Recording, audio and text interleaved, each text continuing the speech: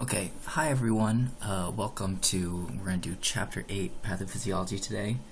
And I recognize that some of you may be glad that we have some snow days, but EMS doesn't close for snow, and neither does EMS class.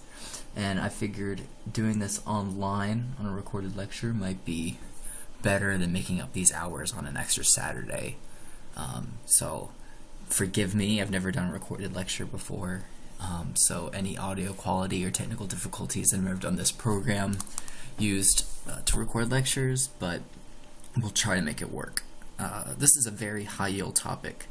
On your first exam, this materials will be very represented, so I want to make sure you understand it.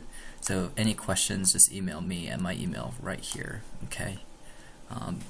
Please make sure you understand these key concepts, because these concepts come up for the rest of class, especially during the medical module in the later half of the semester. So some of you may taken biology or chemistry or physiology before, so you may be aware of this term, but this term, perfusion, this is what we are all about, okay? Perfusion, delivery of oxygen and glucose to cells, and the removal of wastes like CO2, forgive my drawings, CO2, some nitrogen, ammonia. We got to get rid of wastes, right? And water needs to equilibrate between these compartments. And any injury or illness ultimately disrupts this process. So we need to maintain perfusion. It's not just circulation. Circulation, if you circle around blood with no oxygen, it's useless. So perfusion, all right? So as we talk about cellular metabolism, metabolism is all the processes that go into cells where they can build up things, break down things. Anything the cell needs to do work, it's going to need energy, okay? And when we make energy, we need to use either aerobic or anaerobic metabolism, okay? So aerobic, so you may have heard of aerobics exercise, right? It means with oxygen. That's what aerobic means. So, presence of oxygen. Glycolysis is the most simple way that we break down glucose. Glucose is our main energy source, and if you've ever taken biochem or physiology, you know that we also use fats and proteins, right? But right now we're going to talk about glucose because it's our main energy source. So glycolysis is this process right here. Glycolysis. We get only glycolysis. I cannot draw. Okay, glycolysis, that's not spelled right, but just ignore it. Okay, we release 2 ATP molecules. Okay, so this is glycolysis right here. Take glucose, we invest 2 ATP, we get out 4. So we get a net of 2 ATP. When we take pyruvic acid and go into the mitochondria right here, that's when we get our powerhouse. That's the citric acid cycle, oxidative phosphorylation, a lot of boring biochemical reactions. But the main point of this slide is to show you that oxygen is required for this mitochondrial energy production, 36 ATP. Okay, this is normally needed for normal cell function. Okay, so some cells can use fats and proteins like I mentioned, but certain cells require glucose. So the brain is a very key example that can only use glucose. Okay, so when we're starving, our body will shunt away fats and proteins to make extra glucose just for the brain. So that's a key point to note. Also, anaerobic metabolism, we produce heat, carbon dioxide, and water. So we mentioned when we do perfusion, we gotta get rid of CO2 and water. Heat, maintain body temperature, that's important.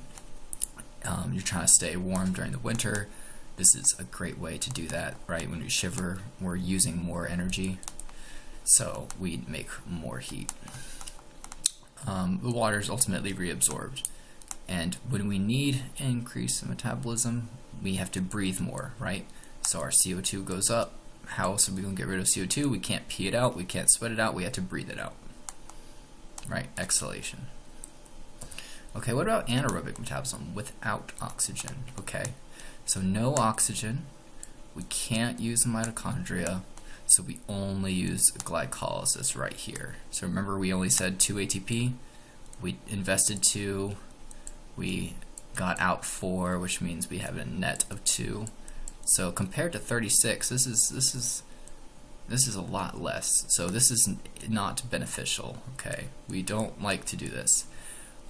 If you go for a sprint, very quickly you'll become tired. That's because your body cannot keep with the energy needs. So when we have glucose go through glycolysis, we get out pyruvic acid, which is formed into lactic acid, also called lactate, depending on if it has a hydrogen ion or not. And so, as you know, acids, when these build up, our pH goes down, so we can become acidotic. Too much acid just from anaerobic metabolism. Okay, high levels of acid inactivate enzymes, disrupt our membranes, and cause a sodium-potassium pump, one of my favorite pumps, okay, and leads to cell death. So here's necrosis, how a cell dies. So here's a normal cell. When it gets damaged, it can have reversible swelling, and it can ultimately come back if the insult is removed. But eventually, if this membrane gets disrupted and it bursts, cell's dead. You can't do anything about that at that point. So all these contents will leak out into the blood, and we can use that to figure out what type of tissue is damaged. So in a heart attack, we can use troponin, which is a muscle protein, to see if the heart is undergoing this process. But ultimately, you can't fix this, okay? Once we get to this point, it is irreversible. So we want to avoid this at all costs. And how that occurs, one of the main reasons is our sodium-potassium pump failure. Okay, one of the biggest proteins of importance in our body. So normally we have sodium outside the cell and potassium inside the cell. And that may sound strange to you, but that's just how our body is wired. We keep fluid compartments. These fluid compartments have very different compositions. Okay, and then as metabolism occurs, some sodium will come in, some potassium will come out, and our body wants to maintain the original levels in the cell. So we have to use this pump. Okay, anytime you hear pump, think of energy. You have to use energy. Here, ATP, right? So one of our main contributors to making this ATP is our metabolism, right? We know oxidative phosphorylation, we make that 36. So that ATP needs to be used to send sodium from inside the cell, right? These three are from inside, they're scooting out, and then this potassium from outside is going to come in to ultimately restore the concentrations of sodium and potassium inside and outside the cell. This pump is critical in nerve impulses and muscle contraction. So as you can imagine, if this disrupts, you might have some nerve and muscle pain and problems like paralysis. But this pump is actually all over your body. It's not just in these types of cells. So why is this important? When sodium remains inside the cell, water follows sodium, cells can swell, burst, and die, right?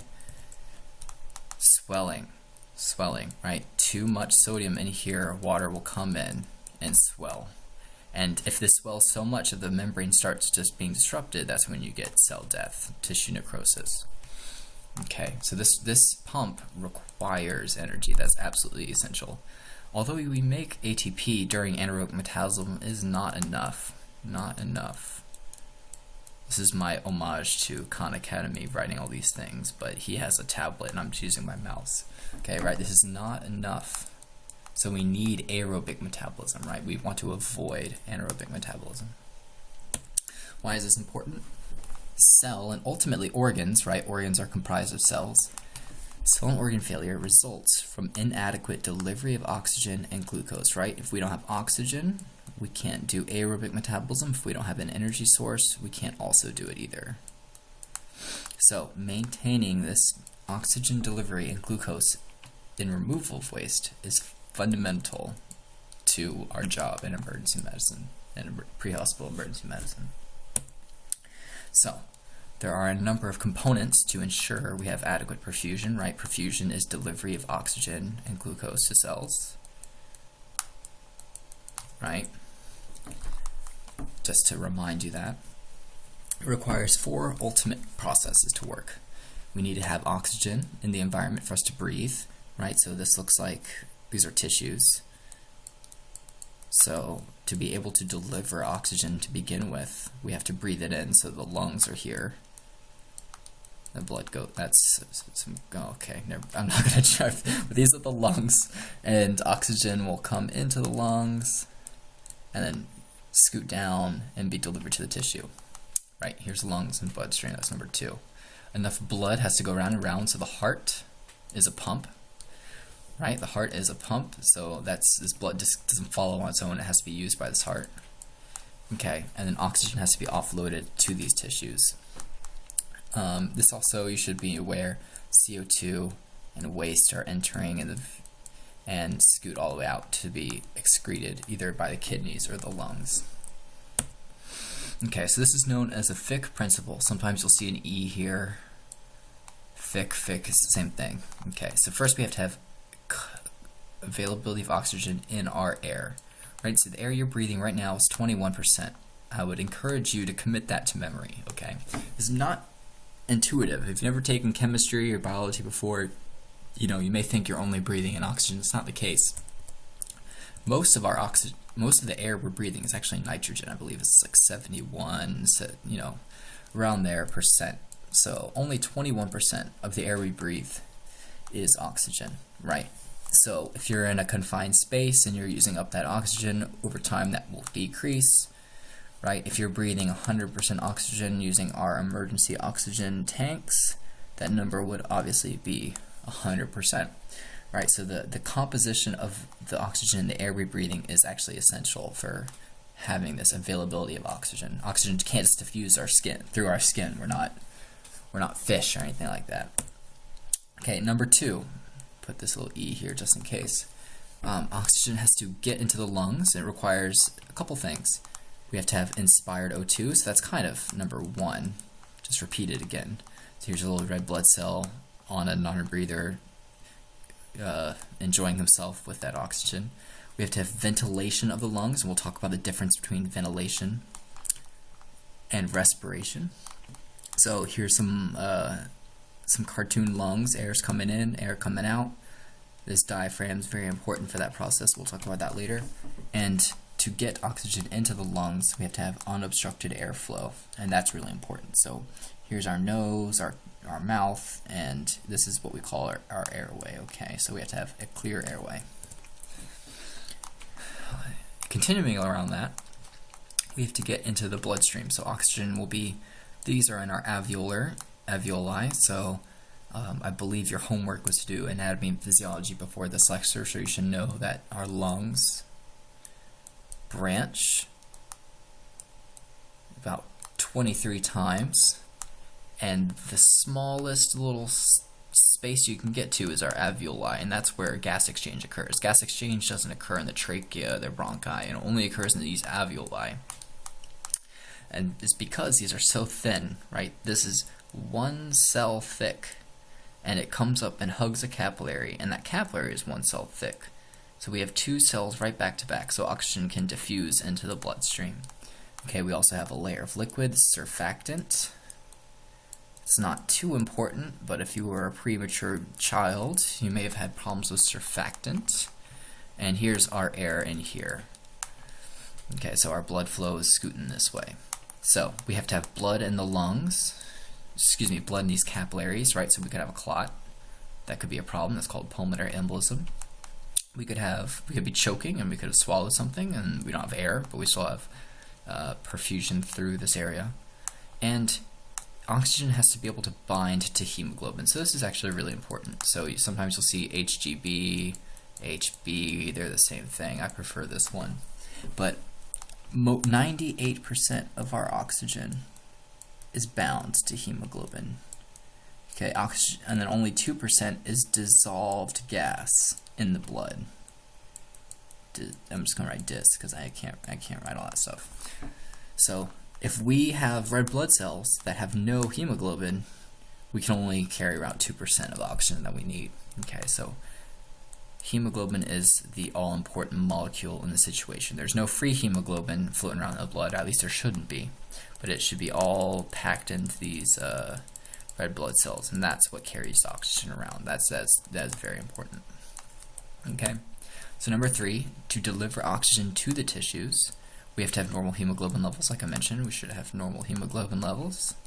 Number of red blood cells, so you can think if you're hemorrhaging out, you're bleeding, you're losing red blood cells and hemoglobin. You have to have a pump, right? So we got our heart, and we have to have adequate volume of blood. So these are all kind of related to each other. And proper routing, so if you have a clot, this can cause your routing to go awry through our vasculature. This just means your arteries, your capillaries, your veins. And number 4, to offload oxygen to the tissues, you need the proximity of tissues to capillaries. So I believe all cells are within 1 to 2 cell distances from a capillary. Oxygen can't just diffuse through our body. It has to be right up next to the cells, the target. So that is quite important. And you need an ideal pH. So remember we talked about anaerobic metabolism, that pH drops because our H pluses increase. Okay, and temperature. Temperature is actually important as well. So fever, hypothermia can screw up offloading oxygen to tissues. So diffusion is a movement of particles from an area of high concentration. So here's my high concentration. Say I have a wall here, and then I remove that wall. Some of these things will come over here when there's nothing over here. So that's diffusion. So in this situation, oxygen diffuses from high concentration in the alveolus into low concentration in our blood. And then in our tissues, we have low concentration here, low oxygen because they're using it up, and then high in the blood. And so oxygen will come from the blood. Okay, so oxygen's always following this rule. Diffusion. So it's related to perfusion. Perfusion is just kind of an organ physiologic level. Diffusion just kind of describes movement of particles to begin with. So why is this important? So someone in a room with high levels of CO2 may not have availability of oxygen. So let's say they're confined in a room and they have 21% to start off with, and then in about 3 minutes or a couple of minutes that drops down to 16. That can actually be pretty dramatic for that patient. They can feel like they're not able to breathe, even though air is moving in. It's just not oxygen, right? Oxygen is what we care about. Trauma to the face, chest, or an obstructed airway means that we can't ventilate. We can't get that oxygen into the alveoli for gas exchange. So blood, vomit, swelling, bronchoconstriction. Some of you may deal with this, right? This is asthma. Asthma have bronchoconstriction. Okay, if we don't have a clear airway from our trachea to our lungs, we are not going to be able to get oxygen to be able to diffuse into our bloodstream. If we don't have the red blood cells from bleeding, that's a problem because we can't carry the oxygen. Clots can reroute capillary blood flow. And fluid in the lungs, this is called edema. Edema.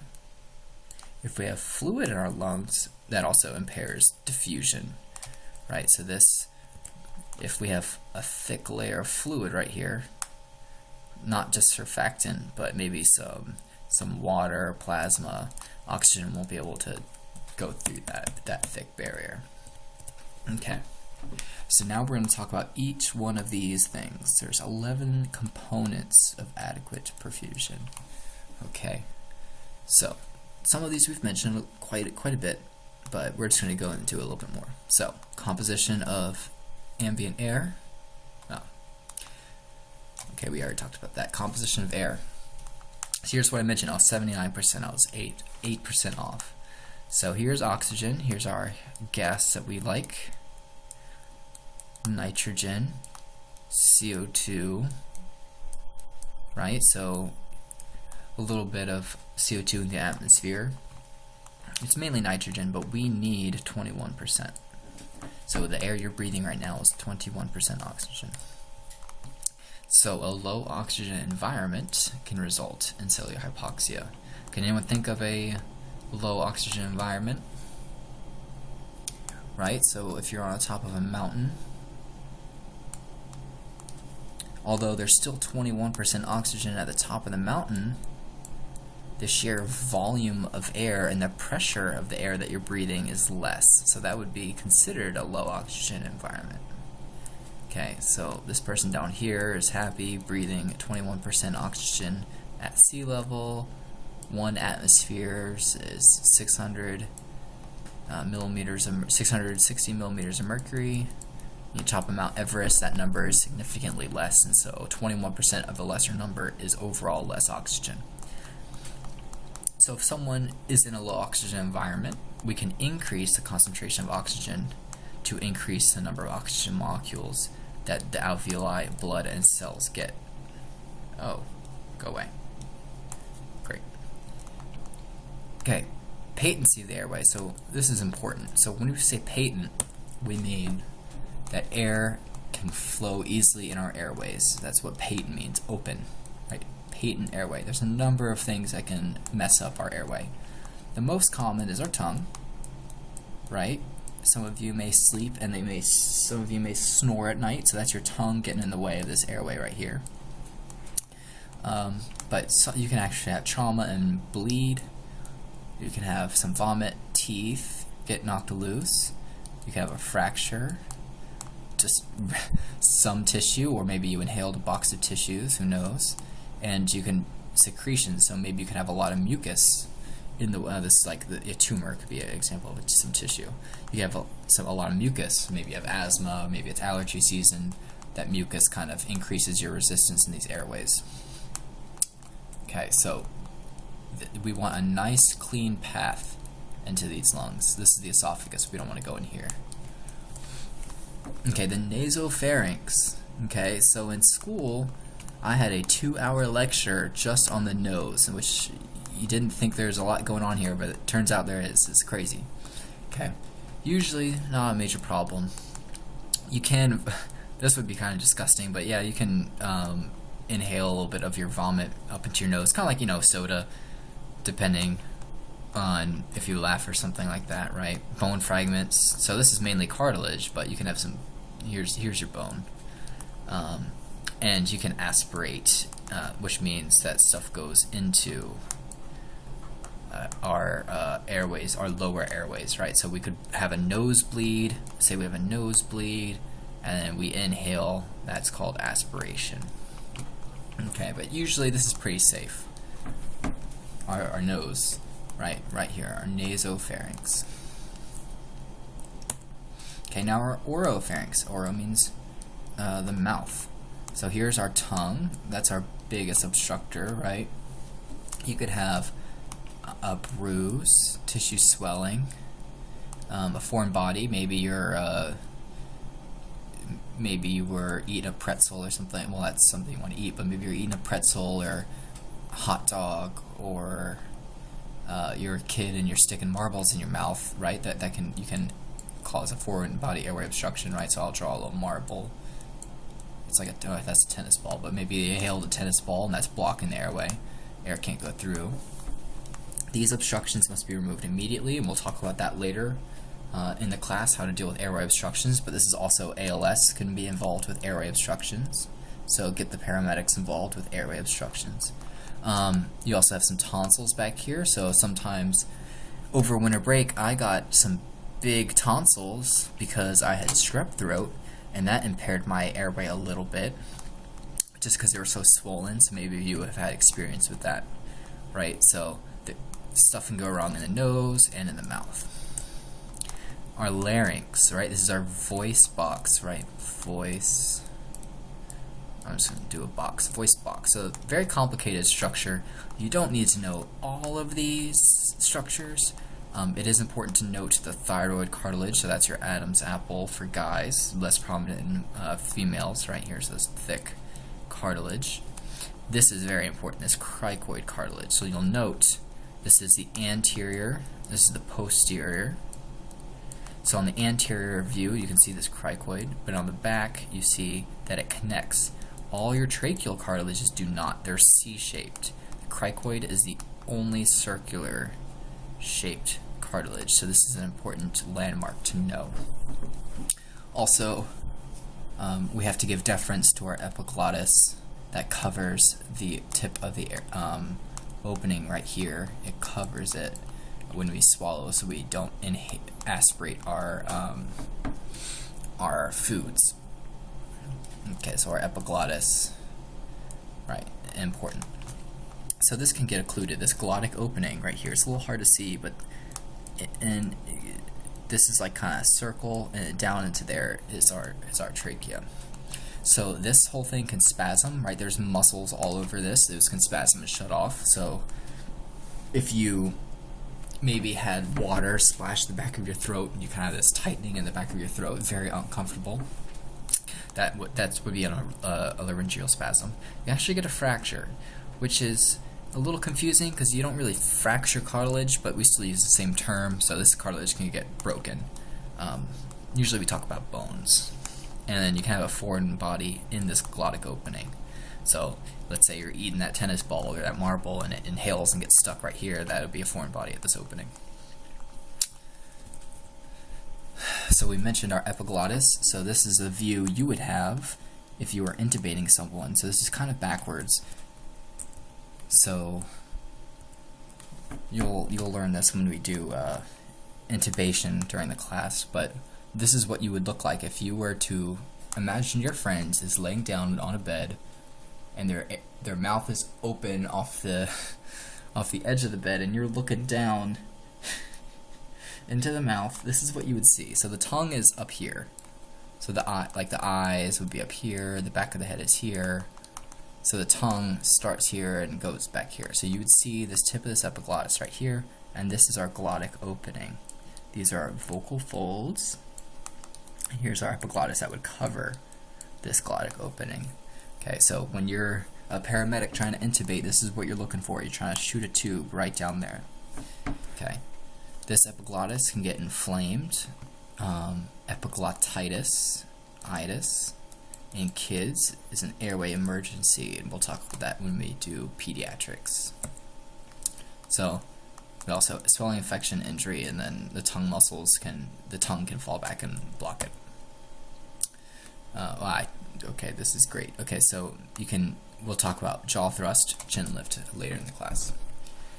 All the text should have come on at once. Okay, so now we have our trachea and our bronchi. So here's our larynx. If you were paying attention, here's our cricoid cartilage, right? This one right here. This is the one that goes all the way around. That's a circle.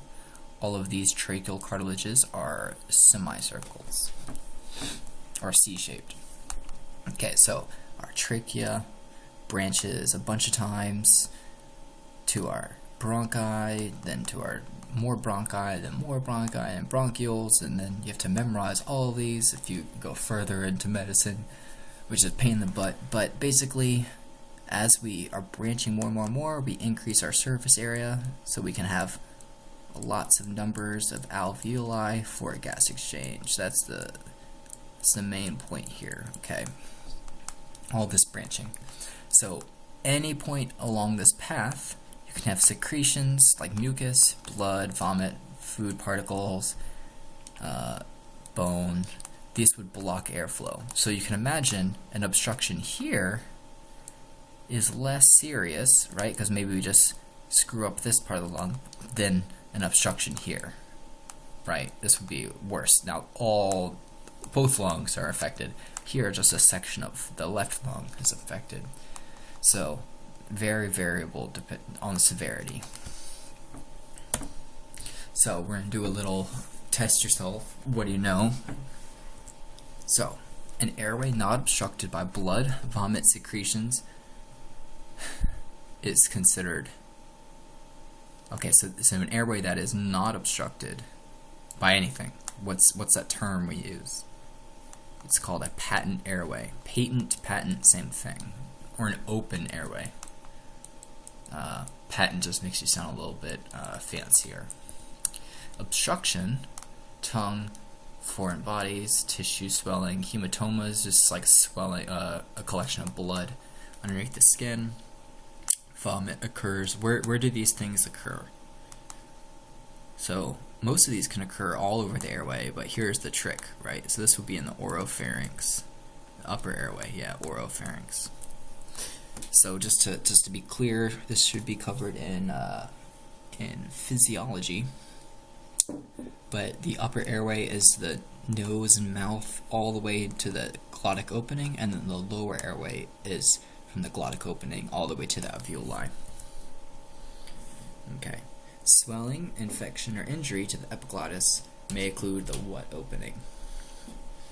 So little key here, glottic opening, glottic. Yeah, I don't need to write it. That goes right there. Okay. So now we're going to talk about the mechanics of ventilation. How do we actually breathe? Okay.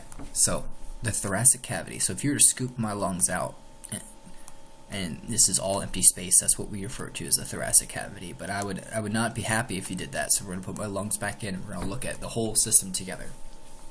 Okay. So on the superior edge right here, we have neck muscles, and we have some ribs. You know, we have 12 ribs. Can't see my mouse unless I draw, so we have 12 ribs. 1, 2, 3, 4, all the way down to 12. On the bottom edge, we have our diaphragm, the almighty diaphragm, the most important muscle. Okay, our anterior, you have muscles, ribs, and your sternum. Here's your sternum.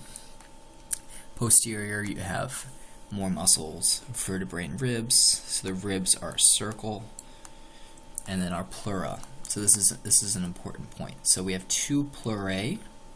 That's actually one continuous one. So in between our pleurae, we have a cavity.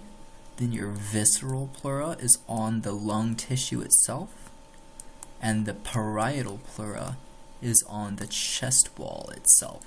So imagine you blew up a balloon and you punch your hand through that balloon.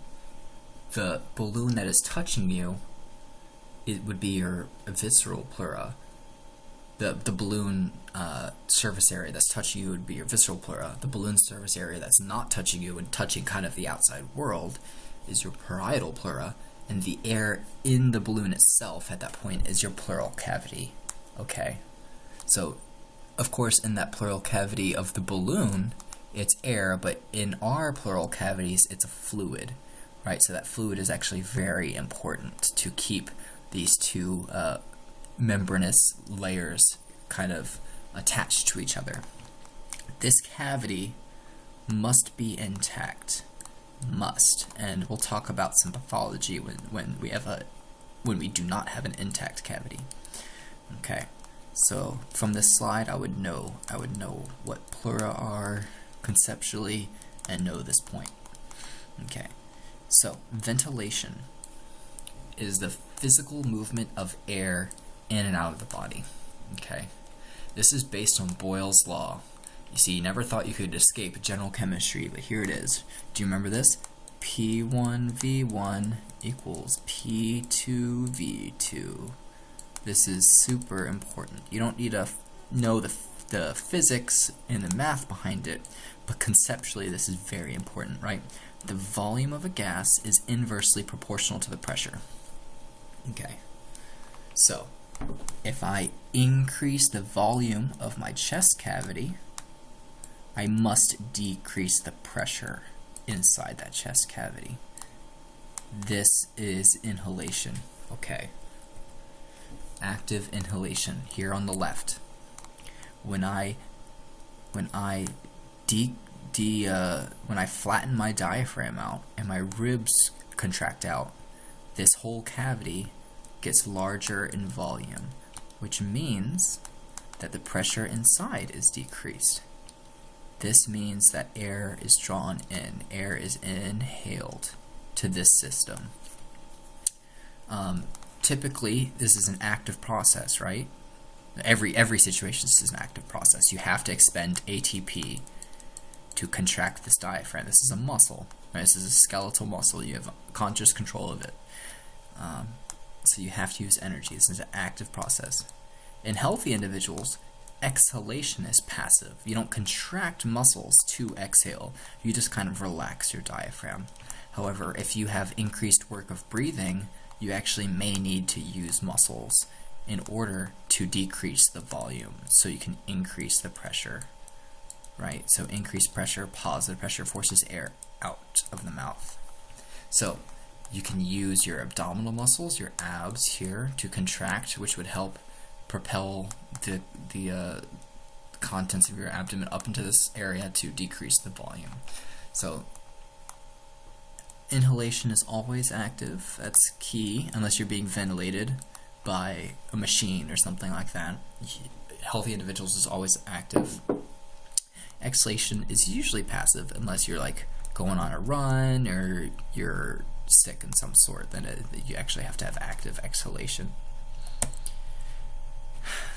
Okay, when we say accessory muscles, we mean muscles that aren't the diaphragm that can help with this physical movement of air. So there's a bunch of muscles.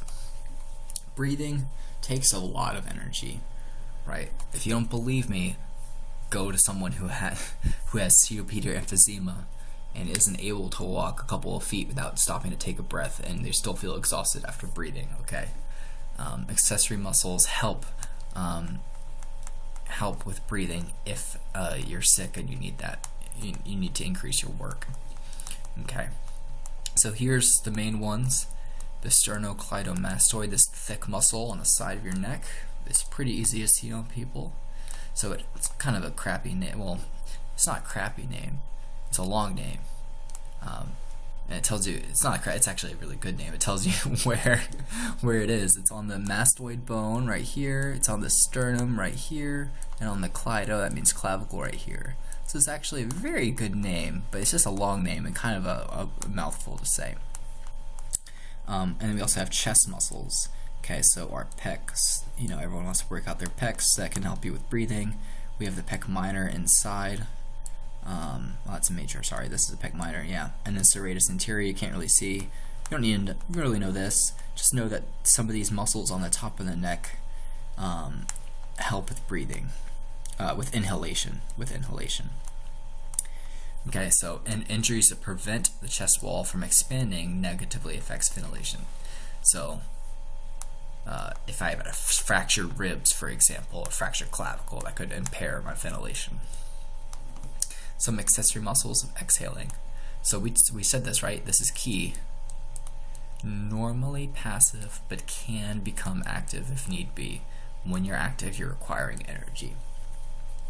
Patients with COPD, like I mentioned, they can fatigue very quickly. Whoop. Okay. So the accessory muscles of exhalation are our abdominal muscles and the intercostal muscles. They kind of contract ribs inward, so that decreases the volume. Okay, and same with abdominal muscles. So these are our exhalation accessory muscles. Our main muscle of exhalation, we don't have one because it's in healthy people it's passive. Okay, so a patient struggling to expel air from the lungs may use accessory muscles to create more positive pressure in the chest. Okay, so if you're having an asthma attack, asthmatics tend to have harder times breathing out than they do in, and so they'll be using these accessory muscles when trying to exhale forcefully. Okay. You're going to hear this word a lot during this class, compliance. This just refers to how easy it is to expand something. It's kind of, you can think of it as the volume change over the pressure change. So if something is very compliant, we can do a large volume change with a very small pressure change. That would be good compliance. If something is very stiff, we may only need to be able to change the volume a little bit, but the pressure, the work needed to do that is very big. That's like a stiff. So during school, we had a professor come up to give this point to inhale, to inflate a condom is very easy, right? Condoms are very compliant. They're very stretchy. But to expand a rubber hose, it's very hard. It's very non-compliant. The opposite of compliance is elastance. That's the inverse of compliance. So a rubber hose is very elastic because it resists expansion. That's elastance. There is one over the compliance. Okay, so you'll hear this word a lot because this is involved with air rate resistance. So like I mentioned, the ability of the chest wall to extend. Okay, so these are people who have reduced compliance, also known as increased elastance. So just do increased E. So these are inverse terms. You increase your compliance, you decrease your elastance. They go hand in hand. Okay, so pneumonia, so you have a lung infection. Edema, if your lungs are filled with fluid, it's going to be harder to inflate your lungs. COPD, morbid obesity. So if you just have a lot of fat on your chest wall, it is harder to expand your chest wall, is poor compliance. We'll talk about some of these. Pulmonary fibrosis, so this just means the deposition of kind of scar tissue. You can think of it in the lungs. So instead of a nice spongy lung, we have a kind of a crunchy lung that's going to be harder to expand. Pleural effusion just means fluid also. And we'll talk about a pneumothorax and a hemothorax. This just means air and blood, respectively, in that pleural cavity. Right, so here's our lung, here's our chest wall. If there's air in this space, remember I said it's fluid, but if there's air in the space, it's called a pneumothorax. And if there's blood in here, it's a hemothorax. Okay, airway resistance is the ease of airflow down the trachea. If you have high resistance, you have less ease. It's harder to get air inside. So things that can mess up your resistance is airway swelling, mucus, bronchoconstriction. Okay, so imagine a pipe. I have two pipes, and or straws, think of straws, and you're trying to blow air through one of these straws. And in this straw, I have some mucus.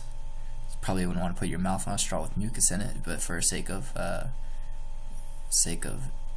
thought experiment, just bear with me. It's harder to breathe air through this one than it is this one because there's more resistance in this one. Okay. This is the exact same thing that goes on in your blood vessels, right? If you get a plaque from cholesterol, it's going to be harder to push blood through that blood vessel than this nice clean artery over here. Alright, mechanics. So we talked about this. Intact pleural space required. This is absolutely essential. So here's our visceral pleura. So visceral kind of means organs, so that's how I remember it. Parietal means roof. So like your parietal bone of your brain, your parietal lobe of your brain, it's kind of on the top. This is the roof of the cavity. This is on the chest wall. And then in this space, right, this kind of like dark blue is our pleural cavity. This space maintains a negative pressure. So this always confuses people, and I don't blame them. There really isn't such a thing as a negative pressure, because pressure, remember, is force over area, and you can't have a negative area, and in the setting of this, a negative force doesn't really make sense. But what pulmonologists do, and this is why we call it a negative pressure, is they define the atmospheric, here's the atmosphere, what we're breathing, just got atmosphere. They define this as 0, which is kind of irritating. But anything, so remember, in reality, this is 760 millimeters of mercury at sea level, but they define this as 0. So anything under 760 is considered negative. right? So if I'm 754 absolute value, by this system I'm actually -6, right? Because 754 minus 760 is -6.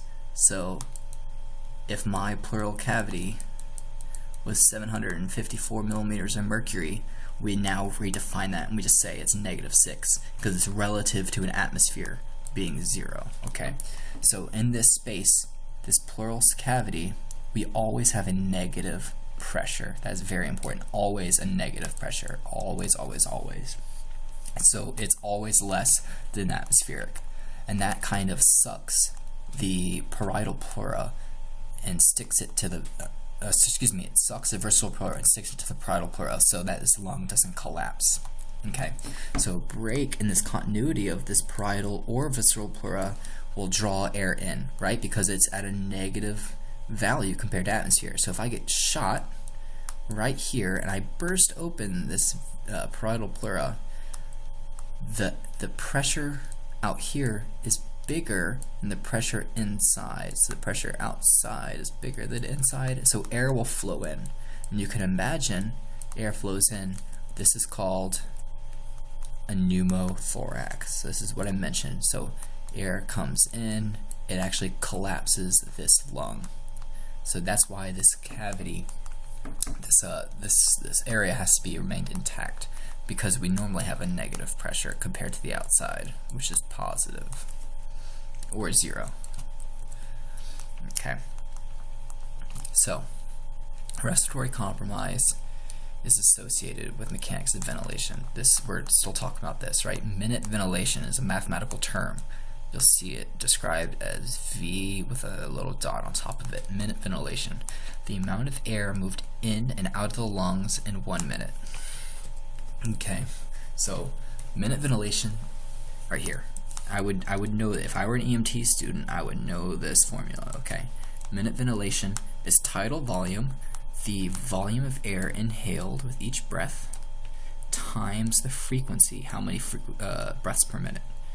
Right, so that will give you a minute ventilation. So normally people breathe 500, half a liter of air, and 12 times a minute. So when you do that math, you get 6 liters per minute. I would also commit this to memory. Okay, so this is a typical value. A decrease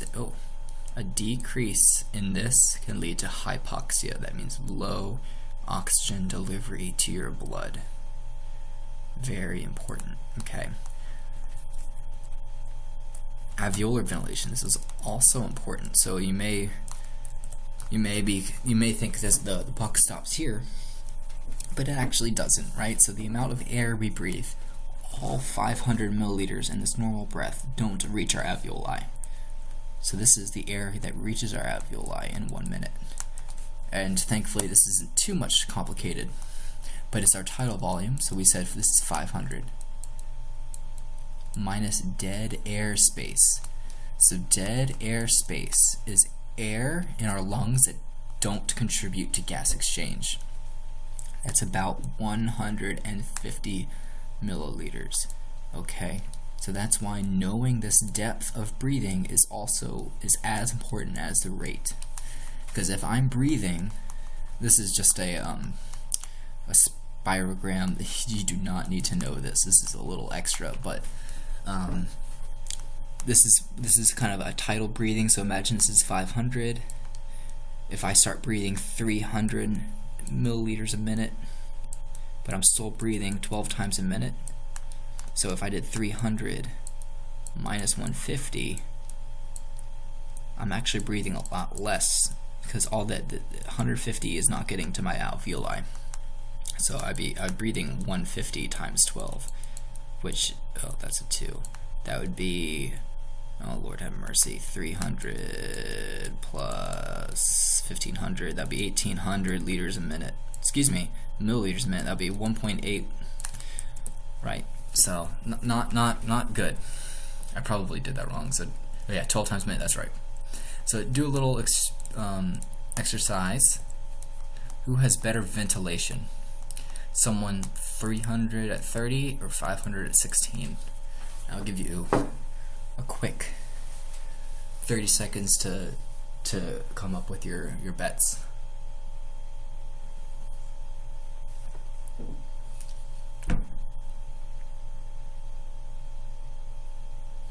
It's at this point that if this wasn't recording, that I would just throw myself out a window, because I've been talking to myself for the past hour.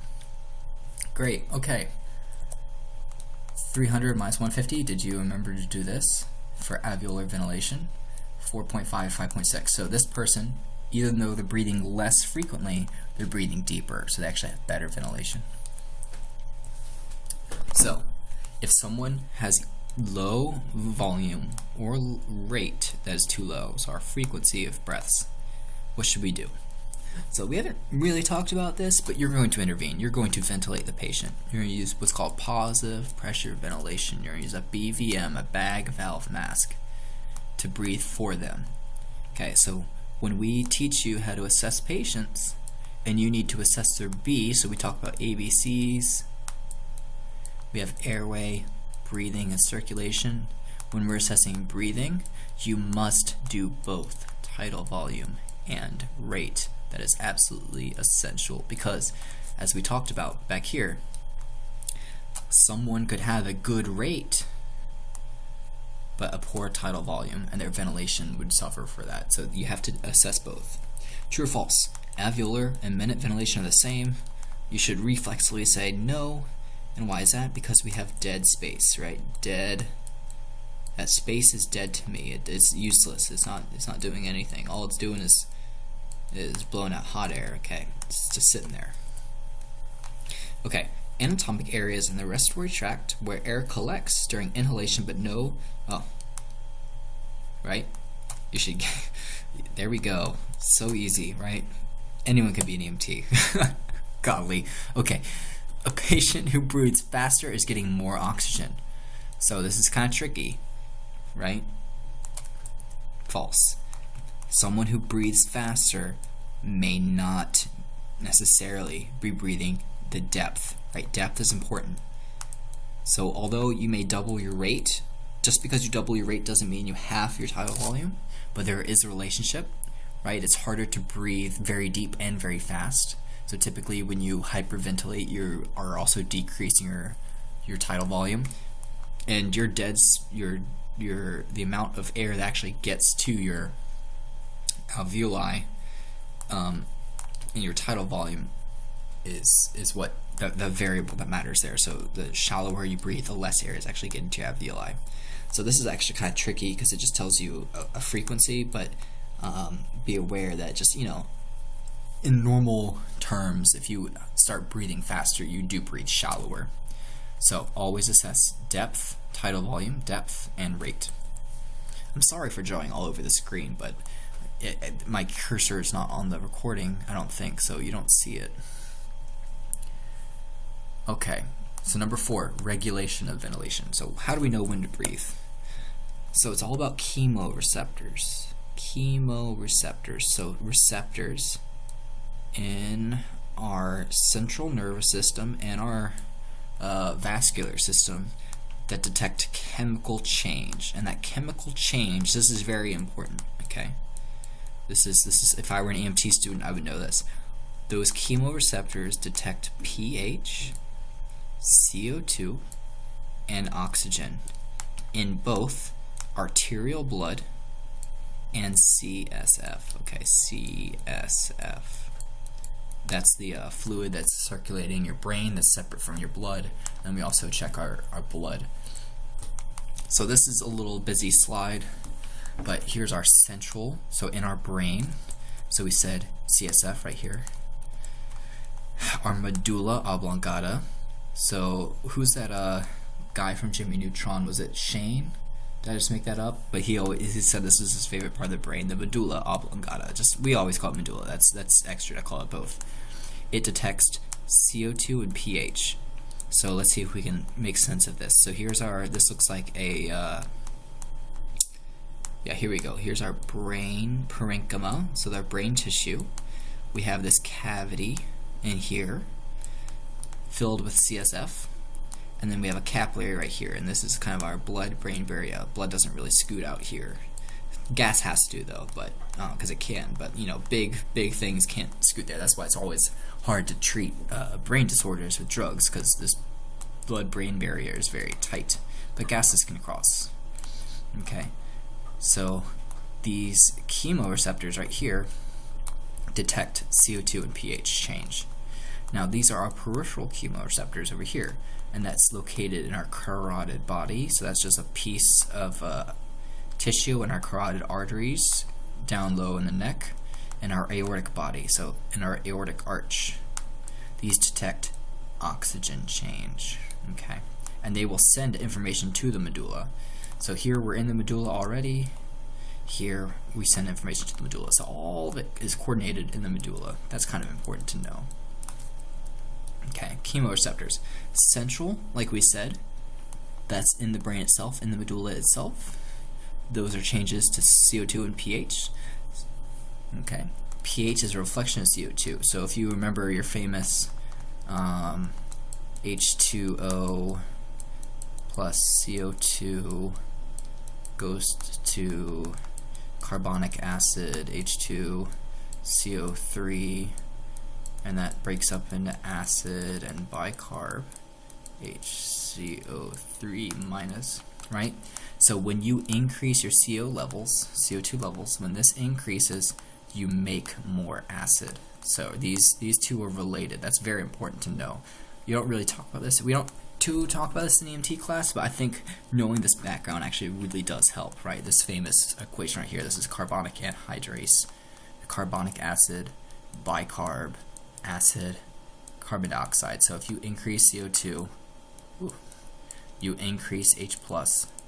But remember, increasing H+ decreases your pH. So if you haven't taken Chem 101, I apologize for this sciencey background. I can talk to you more about it later, but this is important to recognize. So small changes in CO2 will stimulate breathing. So that makes sense, right? If you hold your breath for a little bit, CO2 will build up in your bloodstream because you're not scooting it off, you're not breathing it out. That CO2 would increase, your pH will decrease, and your medulla will say, whoa there, we need to breathe, and you'll breathe again. So, if you hyperventilate fast, you actually decrease your CO2. You're blowing off more, which means in your blood you have low CO2, which means that you increase your pH. Okay? That should be a capital. And the opposite is true. The slower you breathe, you're not blowing off less, so you actually increase your CO2. Our peripheral chemoreceptors look at oxygen levels. Okay, so in our brain, they look at CO2, our periphery looks at oxygen.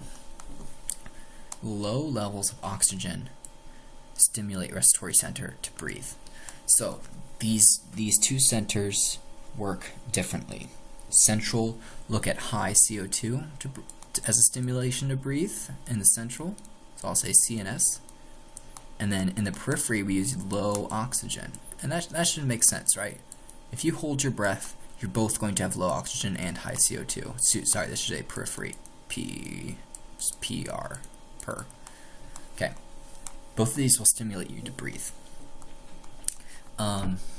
So usually this is what most people in common cultural knowledge think is the main stimulant to breathe, low oxygen. That is actually not true. So this is something also I would learn if I were an EMT student.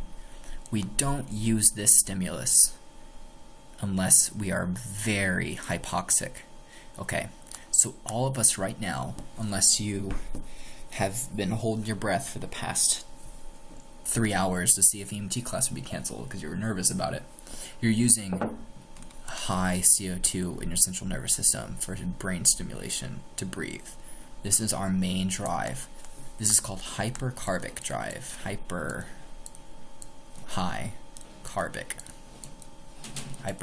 drive. When you're sick with COPD, emphysema, chronic bronchitis,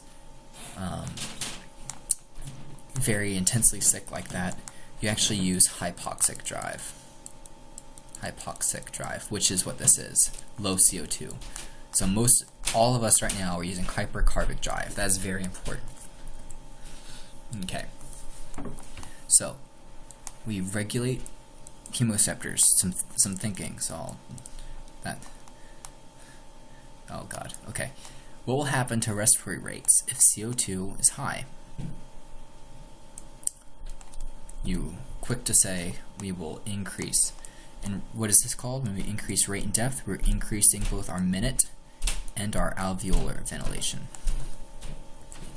So if our pH is too high, so this might be a little hard, right? pH is high, that means we have low acid.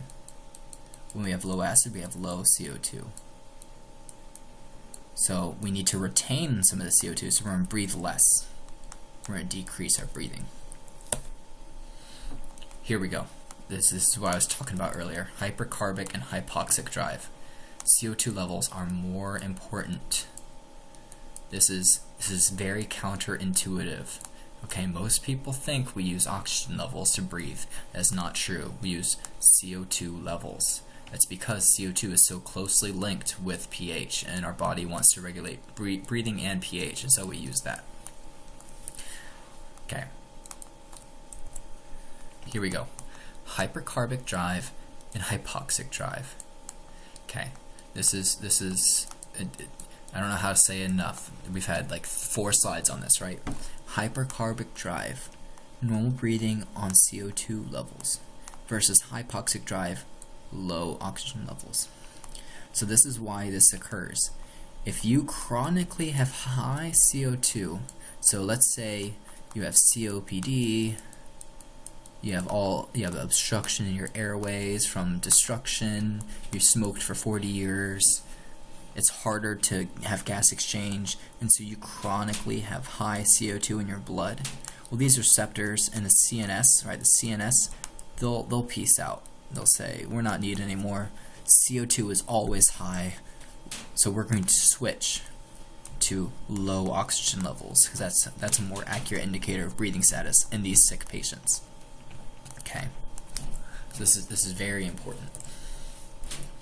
So we also have some more lung receptors that help with breathing control.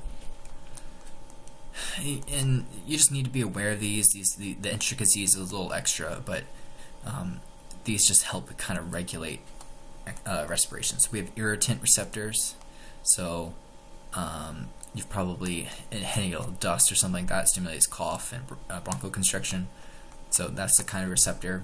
Dust, dirt, smoke, cigarette smoke, things like that cause you to cough and constrict. So you may ask, why do we want to constrict? So we constrict to a smaller because we want less of this irritant to get into our lungs. So when you constrict, like we said earlier, it's harder to get air through a smaller cross-sectional area like this, and so all this irritant here's kind of bad. Let's say this is someone who's burning a fire because of the snow, and they're burning rubber. I literally don't know, but let's say they're burning rubber. These are bad chemicals, and our lungs breathe this in, sense it, and constrict to reduce the amount of air of this crap that gets into our lungs. Stretch receptors. So this decreases rate and volume to prevent overinflation. So you take a very deep breath in, your stretch receptors will fire to tell you to stop breathing, and otherwise you're going to overinflate your lungs, and that can be a problem. So stretch receptors. So we have 4 respiratory control centers in the brain, and it's a lot. And just be aware that breathing is very complicated. This is in the medulla. Okay. There's kind of a lot going on, and I don't completely understand it, but thank God that our brain regulates it. Otherwise, you'd have to think about it all the time, which would be kind of irritating, like you probably are consciously breathing right now, right? But these set a rhythm and prevent that overexpansion of the lungs, because also it uses those stretch receptors in here. So we're going to talk, yeah. And then these use muscles to relax and contract to breathe for you. So all these places here are responding to stimuli to stimulate you to breathe or not. So here's another what do you know? Where are central chemoreceptors located in peripheral? Golly. So central is in the brainstem, specifically the medulla, but the medulla is part of the brainstem. And peripheral are in the aortic arch and carotid bodies. Okay. What do central chemoreceptors measure? pH and CO2. Okay, you have to get both of these to get it right. Okay. What do peripheral measure? That's oxygen. Healthy individuals are stimulated to breathe based on levels of CO2, right? This is called hypercapnic, hypercarbic. It's the same thing. Capnic and carbic are both mean CO2. So hypercarbic, you wouldn't be incorrect to say both. Sick individuals breathe on the basis of oxygen, and that is called hypoxic drive. Great. So now we're done with 4 of them. We got 11 to go, or 7 to go. Yep. So now we're on VQ, ventilation perfusion ratio. This is actually a very complicated subject, and we just learned this in school. And I'm not going to go into very nitty-gritty details about ventilation perfusion, but you should just be aware of this kind of concept. So when we talk about ventilation, we refer to that as a V, right? So we said minute ventilation or whatever. And when we talk about perfusion, we talk about Q. So Q in science and medicine refers to flow usually, but in this setting we're talking about kind of perfusion, so blood flow. So in this situation we're talking about a VQ ratio. So in what parts of your blood, or excuse me, of your lungs are you getting ventilation and perfusion? And over the entire surface, over the entire volume of your lung, this ratio, your VQ ratio, is different.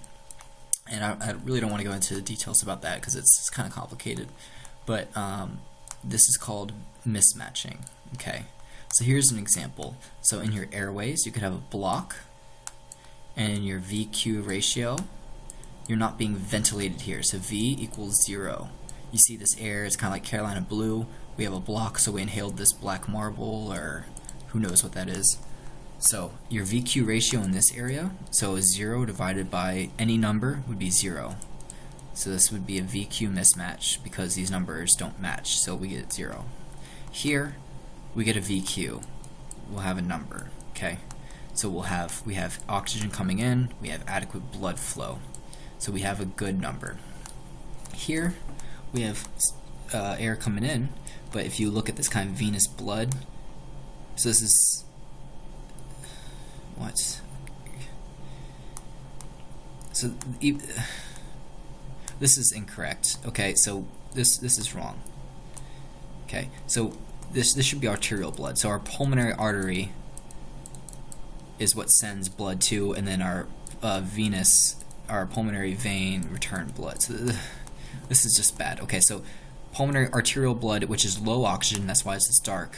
That's probably why they screwed it up. But this comes in, and we have a clot here, but we have oxygen, and then we can't come back. Okay, so then we have high O2 here, right? So it's a venous blood. It's different in the systemic versus pulmonary circulation. I'm mad about this. They got it wrong. Okay, so in this situation, our VQ ratio. So if we have a number, so this is 0. This V is the number. This perfusion is 0. So when you have any number divided by 0, that's undefined. But in this, we say infinity. Okay, so we have a 0 because we have no ventilation but perfusion. Here we have a VQ ratio, and here we have infinity. So we kind of have a spectrum of infinity and 0, and any VQ number that's normal is kind of in this area right here. Okay, so this is actually kind of complicated. If you have any questions, I'm happy to talk to you about it. But just be aware that if there's either a problem with ventilation or perfusion, you can have a mismatch, and that can screw up your oxygenation. Okay, we're not equal in our lung, gravity, shunting of blood, complicated stuff. It's never, VQ is never, VQ is not really 1. That's the ideal setting, but at least we don't want to be 0 and we don't want to be infinity. That's bad, okay? Great. Normally we have more blood than ventilation is available. Mismatch occurs when ventilation or perfusion don't match each other, which occur already. But here's the key point. This leads to hypoxemia and ultimately tissue hypoxia. So low oxygen in the blood, that's what hypoxemia means. Emia, like anemia, right? That's blood. Hypox, low. Hypoxia, hypoxic drive. Low oxygen in blood. If we have low oxygen in blood, we're not going to deliver it to our tissues. That's what cellular hypoxia means.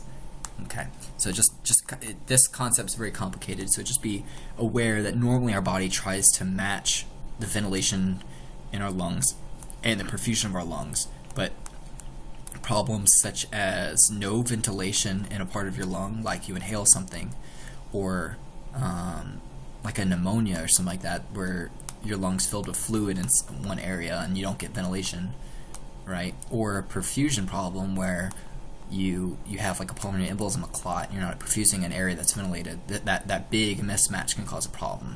That can lead to hypoxemia. Okay, what can cause a mismatch in VQ?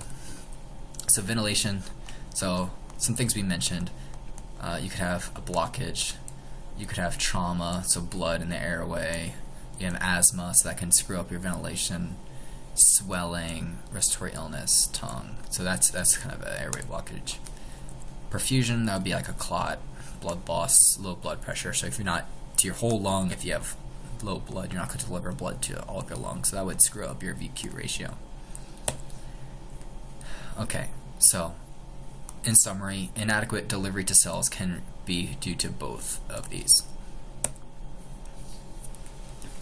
If you suspect a ventilation problem, so our perfusion outperforms our ventilation, you fix the ventilation problem with PPV and oxygen, right? Give oxygen and breathe for them. If you have a blood loss or clot, your ventilation exceeds perfusion, you have to fix the perfusion problem. And as BLS providers, as EMTs, we can't really do anything about this, so call ALS. If they have a pulmonary embolism, we can't fix that in EMS, we have to get them to a hospital. If you suspect they're just hemorrhaging out, ALS can give fluids to improve their blood pressure, things like that. So kind of think of this, but both situations lead to hypoxemia. That's the main point. So just be aware, when you suspect low oxygen in the blood, it can either be ventilation or a perfusion problem. Try to figure out which it is and treat accordingly. That's the main takeaway from this component. Oh Lord have mercy. Okay, so distinguish these in the field, like I mentioned. Yeah, not much an EMT can do about perfusion problems. Great. Most of the time, basics, we are giving oxygen and we're ventilating them. We may give something like albuterol for an asthma attack that can improve your ventilation. Okay, so we'll talk about this through the rest of the class, but just be aware that this kind of matching is important to maintain good oxygenation of your blood.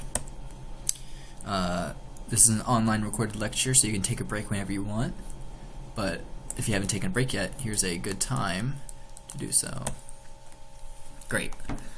So we're about halfway done. Okay, so we're going to talk about transport in the blood. Transport of our gases. Okay, so here, I mentioned this earlier, they disagree with me, I said 98 and 2, but it's really not that big of a issue. Most of our blood is on hemoglobin. Most of our oxygen is transported in our blood by hemoglobin. Getting a bit delirious here, staring at the screen. But hemoglobin, 3% is dissolved in this plasma, right? So you take your blood out, you spin it around in a centrifuge, you kind of will get this plasma layer. You'll get your red blood cells, and you get a plasma layer. So all the water and stuff in your blood, proteins and stuff like dissolved. This is where your dissolved oxygen would be, and then most of your oxygen's in hemoglobin in your red blood cells. CO2 is a little more complicated. So most CO2 is transported as bicarb, HCO3 minus. Some of it's attached to hemoglobin, and then a little bit more is attached to or dissolved in plasma. So oxygen wholly depends on hemoglobin. CO2 mainly depends on this carbonic anhydrase to convert it to bicarb, but some of it could attach to hemoglobin. So this guy kind of looks like he's unimpressed by my drawings, but high oxygen comes in to the lungs, it's transported to the tissues, and is delivered. CO2 and other wastes get into the blood, and then is breathed out. Draw over his eyes because he's kind of ugly, actually. Okay, let's keep going. Oxygen transport. We already mentioned this. Hemoglobin, one of my favorite proteins. HB, hemoglobin, in red blood cells. So these red blood cells are packed. They're like trucks, and trucks carrying your favorite, who knows, trucks are carrying things to the blood to deliver oxygen to the tissues in the rest of our body. Okay, hemoglobin transports 4 molecules by using iron. So proteins can't just bind oxygen; they use iron. Fe2+. They bind iron. That's the atom that actually binds to oxygen, and it has 4 spots. So if you ever had to learn all the, here's like a schematic drawing of hemoglobin. It has 4 subunits. Each subunit can bind 1 oxygen molecule. That's a total of 4 oxygen molecules. Great. So then we deliver the oxygen in these capillaries to all of our tissues, and then CO2 will be loaded on, scoot down to our veins, and exhaled. So you'll hear this term, pulse ox, SpO2. So we have these devices in EMS. We can measure saturation on hemoglobin. That's what pulse ox refer to. So typically this is 98%, right? So 98% of our hemoglobin is bound to oxygen. So you can think of that like this number. It's basically 97, 98%. To remember it, make it easy. But in certain situations, if you have low oxygen in your blood, this number will drop. Okay, so pulse ox, we'll talk about that later in the class, but you'll be familiar with pulse ox. If you lose hemoglobin, you can have hypoxia, because remember, 97 to 98% of all the oxygen we inhale is transported by hemoglobin. Okay, so if you lose the absolute value of hemoglobin, let's say you have fewer red blood cells, or your red blood cells are packed with half of the hemoglobin they need, that can lead to inadequate oxygen delivery to our tissues. CO2, right here, plasma, hemoglobin bound bicarb. In the lungs, that bicarb will combine with hydrogen ions to be CO2 to breathe out. Okay, I don't want to belabor this point, but sometimes these lectures are quite repetitive. But so CO2 is a gas produced from metabolism, comes in here, turns into bicarb, or combines with hemoglobin, goes to the lungs, and then is breathed out. Why is this important? So hemorrhage, so bleeding, can cause a loss of hemoglobin, mainly because you're losing red blood cells, right? You don't just lose frank hemoglobin, you actually lose the cells that carry the hemoglobin, leading to hypoxia, even if adequate oxygen. You could be breathing 21%, you could be breathing 100%, but if you don't have the carriers, it's useless. Okay, so you need that. CO2 can bind hemoglobin with greater affinity than oxygen. So when you're measuring pulse ox, if you have CO2 bound, if you have CO2, usually we also talk about carbon monoxide. I'm not sure if this is a typo, because it's usually, carbon monoxide is also 200, 300 greater affinity, but it's okay. Even if you have carbon monoxide or carbon dioxide bound to hemoglobin, your pulse oximeter will think it's saturated with oxygen and will give you 100%, or will give you a very high number, even though it's not bound with oxygen. So this is just an important point. Just because a number looks normal doesn't mean they are normal. So if someone is having breathing problems, but their pulse ox shows 100%, but how they're presenting doesn't match their number, give them oxygen. Okay? Don't withhold it just because their number says it's fine. So, like if someone looks pale and they lost a lot of blood, and you happen to take a blood pressure and the machine says 120/80, I wouldn't believe that machine. I'd treat the patient how I see. So just use the numbers in the context of your patient. It's important. Okay, so gas exchange. So we probably have seen this slide before in a different way, but so here's our alveolus. Gases, CO2. Let's put nitrogen in here just for fun, because that's the most. It never gets deference in these drawings, but there's a lot of nitrogen in the air. We also have water in the air, whatever. Okay, so the gases come in.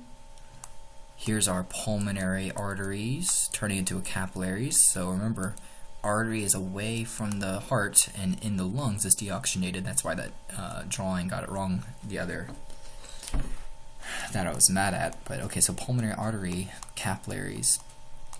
To the capillaries, low oxygen.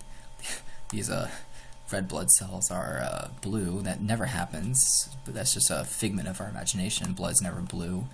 We're not horseshoe crabs or whatever. So we come in here, we pick up this oxygen, follow the arrows, off CO2. This just keeps repeating itself, but there you go. Okay. And then the opposite occurs at capillaries. Okay, so oxygen leaves, CO2 comes in, and we talked about bicarb and to be expired. Okay, golly. Okay, adequate perfusion. We need both capillary and alveolar gas exchange, and then cell capillary gas exchange to function properly. So this is kind of important because we didn't talk about this. So there's a difference between ventilation and respiration. Ooh, that's respiration. Okay. Ventilation, if you remember, this is our Boyle's law. This is our P1, V1, whatever. This is the mechanical movement of air in and outside the body. Respiration is gas exchange. So I could have ventilation with no respiration. Okay, so this is what respiration is right here. This gas exchange is actual gas exchange. There's also internal and an external gas exchange. External respiration. This is external. So external is in the lungs, so the gas exchange is occurring with outside air, right? We breathe in the air, we exchange the air in our lungs. Internal is at the level of tissues. So respiration can be broken down into internal and external. So we need both internal and external respiration, and we need ventilation. So all these things need to occur to get that perfusion. Why is this important? So pulmonary edema, so fluid in the lungs, can affect not necessarily your ventilation, but your external respiration. It screws up gas exchange. Pulmonary embolism, what would that affect? So that's a clot in your capillaries. So that would screw up your perfusion. So that doesn't affect ventilation. That doesn't affect internal respiration. So that's another external expiration. Atelectasis, that's a good word if you want to impress your friends. Atelectasis just means collapsed alveoli. So instead of this nice bulbous alveolus, we kind of have this flat alveolus is collapsed from COPD. So does that impair ventilation or gas exchange? Well, it kind of does both, right? Air can't get in there, and then you can't really get gas exchange. That's kind of both. Mucus from asthma or bronchitis. So would that be a respiration problem or a ventilation problem? That's ventilation, right? So mucus in your airways impairs the ability of air to get there, but air that does get there, the gas exchange is fine. And then toxic inhalation. So if I breathe in chlorine gas, so I used to be a lifeguard, and I had to add chlorine to the pool, and I had to wear this gas mask. But if I didn't wear that gas mask, I would have inhaled chlorine gas, and that would have damaged my capillaries and my alveoli.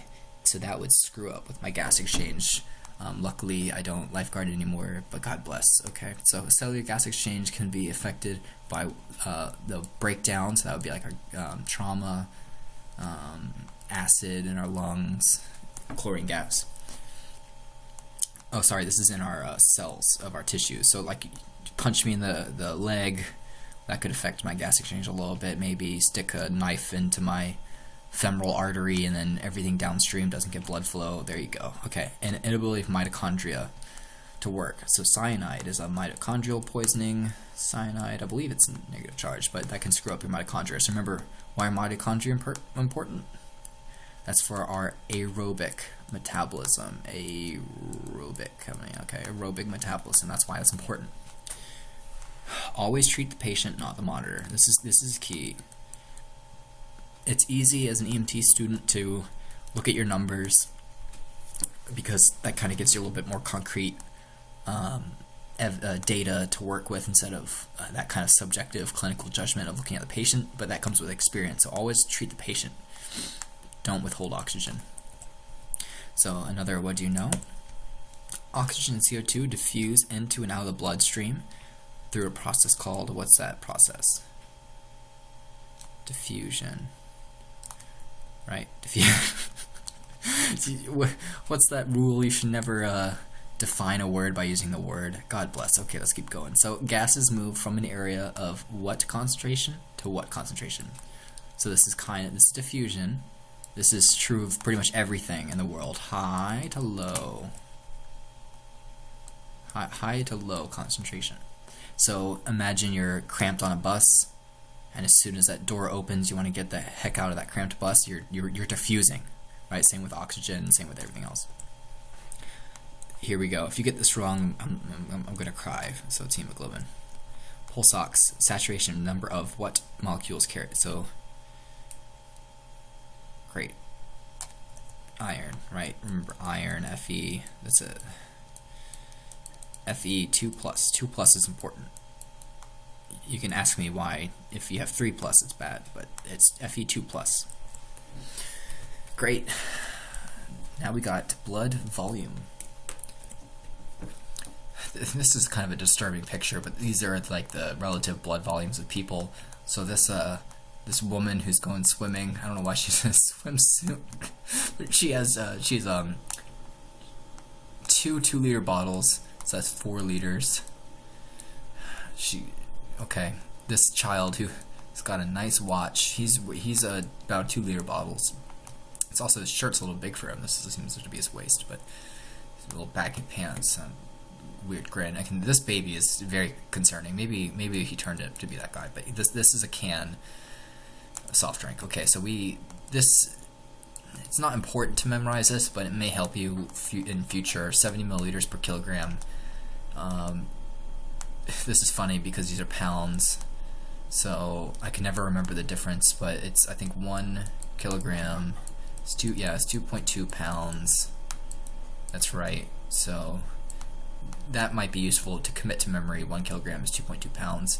But the calculating blood volume is probably a little extra to know. But just, if it's not clear, that as you get older to a point, you increase your blood volume, and blood volume is really important to maintain blood pressure and perfusion, right? If homegirl over here were to lose 1 2-liter bottle of blood, she's not going to be perfusing while she's swimming in the ocean. Okay, golly. Okay, composition of blood. Oh, so we met this would have been useful to have earlier, but great. So blood has a number of things in it. So like I said, you take let's say you take 10 milliliters of blood out of me, spin it in a centrifuge, and it will separate into something like this. So it's 10 milliliters. 5.5 milliliters, 55%, is plasma. Cool little word. If you go donate plasma in Durham, you can get some money, right? If you donate blood, they'll take all of it from you, but if you donate double, they'll give you blood. Who knows? So plasma, you have red blood cells would be 4.5 milliliters is red blood cells just alone. So this is called your hematocrit, the percentage of your blood volume that has red blood cells. So your hematocrit here would be 45%. Okay, and then remember, in our red blood cells we have hemoglobin. That's a key molecule in here. And then in here, so less than 1 milliliter is our white blood cells. My favorite cells, we have platelets, clotting. Platelets are for clots. These are called formed elements. I don't really know why they call them that. It's just things that aren't plasma, things that aren't red blood cells. They're formed elements. So platelets, white blood cells, so neutrophils. These are all my favorites. You don't need to know all these. These are just things you need to eventually know the further you go on in biology. And then plasma. So in here we have our clotting factors. You have remember what ion was high in our extracellular fluid? Yeah, that's right. You have a lot of sodium. Okay, great. So this is all in your blood, and there's a whole bunch of other things in here as well. But just be aware of this kind of breakdown is what you need to know. Distribution of blood. So most of the blood is in our venous system because it's called a capacitance system. So blood, when it is in your arterial system, it's under high stress, high pressure. It gets out pretty quickly. It flows pretty quickly. Then it goes into a very slow capillary to deliver your nutrients and your oxygen, your gas. And then it goes into a vein, which is a very low pressure system, high capacitance. It can hold a lot. I think the stat is 60% of your blood at any given point is in your venous system. Okay, and depending on like let's say you drink a whole 2-liter bottle of Coke or something like that, your blood volume can increase or decrease capacity. So your kidneys can excrete water, you could intake water, you could sweat a lot. You know, your distribution of blood can change. So your venous system supplies the right side of your heart. Preload. This is actually a very important concept. This refers to the amount of tension that is developed in your heart due to the volume of blood within it. And we don't really, that gets a little confusing if you start talking about tensions and pressures. So the easier way to think of this concept is how much fluid, mainly blood, how much blood is in that heart. That's your before it ejects blood out. That's preload. And then this preload is the major role in maintaining blood pressure. Especially your venous system is major role in maintaining blood pressure because most of your blood's in there. So your venous system can constrict and increase your preload, which would increase your blood pressure, increase your resistance. Hydrostatic pressure. This is pressure due to another way to think of this is blood pressure, but the force inside the vessel due to the blood pressure and the contraction of the heart. So this pushes fluid outside of the vessel. This pushes fluid from the inside to the outside. So yes, it pushes to the outside. So high pressures forces fluid out of capillaries and into the interstitial space, causing edema or swelling. So this is a key. If I were an EMT student, I would really understand this. So do you remember if we have arteries turn into arterioles, into capillaries, right? So just in the arterial and the venule, or artery and vein, this is a high pressure, this is a low pressure. So how do we get from high to low? Well, we have to decrease our pressure, and that occurs over this length of this capillary, okay? So when we talk about hydrostatic pressure, so remember, capillaries are very thin-walled. They're one cell thick. Our arteries and arterioles are very thick. They have a lot of muscle. Look at this. That's thickness right there, okay? Same with venules. So water's actually kind of forced out due to this high pressure. We have to have a high pressure drop, and then a lot is pushed out here, and then a little is pushed out here, because remember, we're decreasing pressure as we scoot down the capillary. This causes tissue edema. That just means water drawn out, okay? Now, this is balanced by oncotic pressure. Oncotic, think of proteins. And bonus points if you know one of our main proteins in our blood called albumin. Oncotic pressure is important. That actually pulls fluid back in. Oh, spoiler alert right there. To attract fluid. So high oncotic pressure draws fluid back in. Actually, too much can cause blood volume overload. Low proteins in your blood can actually cause more water loss. So here's an example. Here's in our capillary. So hydrostatic pressure is pushing water out to the plasma, out into this interstitial space. The albumin in here is pulling water back in. So kind of like it's osmotic pressure, right? Yeah, osmotic, oncotic, same idea. Typically these balance out. Actually, excuse me, these don't balance out completely. You get a little leakage net from your capillary to your interstitium. You get a net loss, and that's where your lymph comes in. Your lymph picks it all up. Lymph, I spelled that wrong. Lymph picks it all up. But if you have very low plasma proteins, you can get rid of this. You have a lot of hydrostatic pressure, and you get a lot of edema. And sometimes this can actually overwhelm your lymphatic system, and you can actually get peripheral swelling. So if you know someone with heart failure,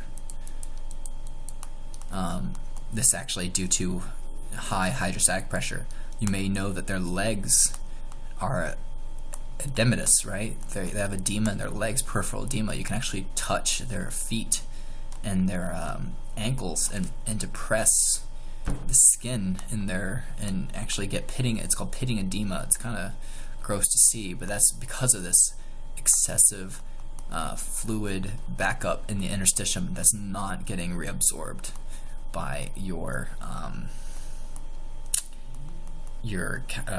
capillaries. So typically we have a balance, and then usually we have a net filtered out, but that the lymph can pick it up, and that's why we're not walking around with big elephant feet and stuff like that.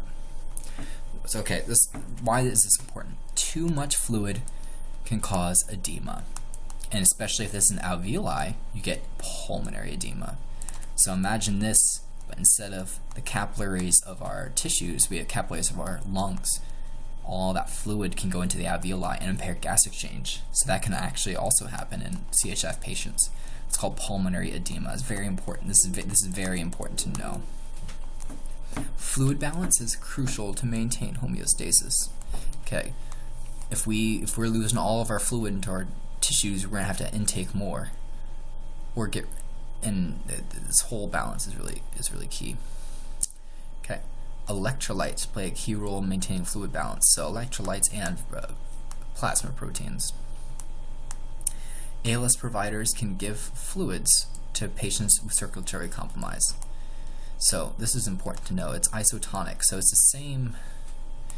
Normal saline is isotonic, which means that it doesn't go into cells. It doesn't take fluid out of cells. It's the same osmotic makeup of cells, and so it just kind of adds fluid into the bloodstream. That's what normal saline is used for, to increase patients with circulatory compromise. So now we're going to talk about the heart. The heart is a pump. Okay, that's always important to know. The heart is a pump. These are key variables to understand, and I would know these variables. Okay, so I did not expect this to be animated. That's kind of creepy. Okay, but this, great. So cardiac output, sometimes we'll refer to this as Q. So don't get confused with perfusion in the VQ mismatch discussion, but the flow. is the amount of blood ejected by the left ventricle. And you may ask, why just the left ventricle? So remember, let's see if we get oriented. This is our right ventricle. Oh, I can draw on the, okay. Oh wow, Tumblr, okay. Here's our right ventricle, right atrium up here. So our left ventricle right here. So you may ask, why are we only looking at the left ventricle? Well, our left ventricle equals our right ventricle in terms of cardiac output. They have to be equal, otherwise fluid's going to go somewhere. So we care about the left ventricle because this is perfusing, the left ventricle perfuses the whole body. So that's why we care about the left ventricle, but they're essentially, they are the same. So the amount of blood in 1 minute. So this is analogous to your minute ventilation, remember? Great. So cardiac output is a major influence on blood pressure and tissue perfusion and can increase 6-fold. So you can increase the amount ejected in a minute 6-fold times to meet demand. So if you go sprinting or something like that, you can get high cardiac output. This formula, I would know this. Cardiac output, so CO, or sometimes like I said, you'll see Q equals heart rate, so that's beats per minute, times stroke volume, and this is milliliters. And that should make sense, right? The number of times a minute the heart beats times the amount of blood in each ejection in a minute equals your cardiac output. So you should review this from physiology. I'm not going to go into it, but here is, let's see if I can orient myself because this is a little screwy. Okay, yeah, so the blood comes, this arrow is, there's like a channel behind this pulmonary trunk right here, so it's scooting this way. So the amount of blood ejected from the heart into the aorta in 1 minute, and then the number of times per minute is your cardiac output. Heart rate is controlled by your autonomic nervous system. So your sympathetic increases, parasympathetic. Remember, this is flight or flight. This is rest and digest. So if a bear comes roaring at you, the sympathetic, you need to increase your cardiac output because you need to escape the bear, right, to run away. Parasympathetic, if you're watching bears on the Discovery Channel, you're not really stressed out, so it's parasympathetic, so you decrease your rate. That cardiovascular center, the brainstem, that's also your medulla. So a lot of autonomic functions are by your medulla: breathing, heart rate. And hormones could also increase the rate and strength of contraction. So this should look familiar. Epi, it's also called adrenaline. I'm not gonna, that's a long word to write with my mouse, but epinephrine and norepinephrine, NE, are secreted by your adrenal glands, which sit on top of your kidneys. So this also is part of your sympathetic nervous system. They'll be secreted, and that can increase your heart rate and increase the strength of contraction. It's called contractility, CTY. Stroke volume, SV. Okay, the volume of blood ejected by the left ventricle with each contraction. So this is determined by contractility. So in people with heart failure, they have decreased contractility. Preload is the amount of blood returned to the heart. So we talked about that. Remember, if you have venoconstriction, that can increase your preload. If you constrict your veins, more blood will return to the heart. Great. And then afterload. This is kind of a hard one to think about, but this is the work that the heart has to pump against when it's in systole. And if you increase your afterload, it's harder for your heart to pump, so it doesn't get all the stroke volume out. So your stroke volume decreases if you increase afterload. If you increase preload, you increase stroke volume. And if you increase contractility, you increase stroke volume. So these two are positive regulators. This is a negative regulator. Great. So this is a cute little diagram, but the more preload you have, the more stretch of your myocardium, that's your muscle right here, the more stretch that gets, and that actually makes it contract stronger. So this kind of links contractility and preload. This is called Starling's law. I would know this idea. Starling's law. The amount of blood must be pumped out, so when you increase your preload, you can actually increase the force exerted to pump it all out. So in a way, your veins and venules act as holding areas for blood. Remember capacitance? So these veins and venules are capacitance vessels. So if you clamp these down, or excuse me, if you like constrict them, not like externally clamp them, you constrict them, that increases preload. That can, due to Frank Starling, eject more out. Afterload affects stroke volume. So if you have high resistance kind of counteracting this flow, you decrease your stroke volume. This afterload, we think of it's easiest to think of it as your blood pressure in your arteries, kind of what's resisting your heart. It's an easy way to think about it. Okay, so afterload is increased by valve obstruction or circulatory fluid overload. So yes, the pressure to overcome to get pressure higher than the aorta. Afterload negatively impacts stroke volume. So blood pressure. Blood pressure is cardiac output times vascular resistance. So if you ever took physics and worked on circuits and stuff like that, you remember Ohm's law, V equals IR? Well, for some, this blows my mind, but electrons are just like fluid dynamics in a way. So when we talk about voltage, that's a pressure difference. In voltage, that's that's like a potential energy difference. But you can think of it, energy can be pressure. Current is cardiac output, and resistance, systemic vascular resistance. So this is V equals IR written over again. This blood pressure is actually your mean arterial blood pressure. So this is just Ohm's law as a heart. So if that helps you connect concepts together or just blows your mind, there you go. So blood pressure can be affected by preload and afterload, right? So if you have higher preload or higher afterload, those both increase blood pressure. Autonomic nervous system, if you have vasoconstriction, so here's an example of vasoconstriction right here, that increases your blood pressure. Blood pressure is defined as a force blood exerts against the walls of arteries. Well, it's really against the walls of everything, but when we measure blood pressure, remember 120/80, we're actually measuring an arterial blood pressure, but you have blood pressures all over.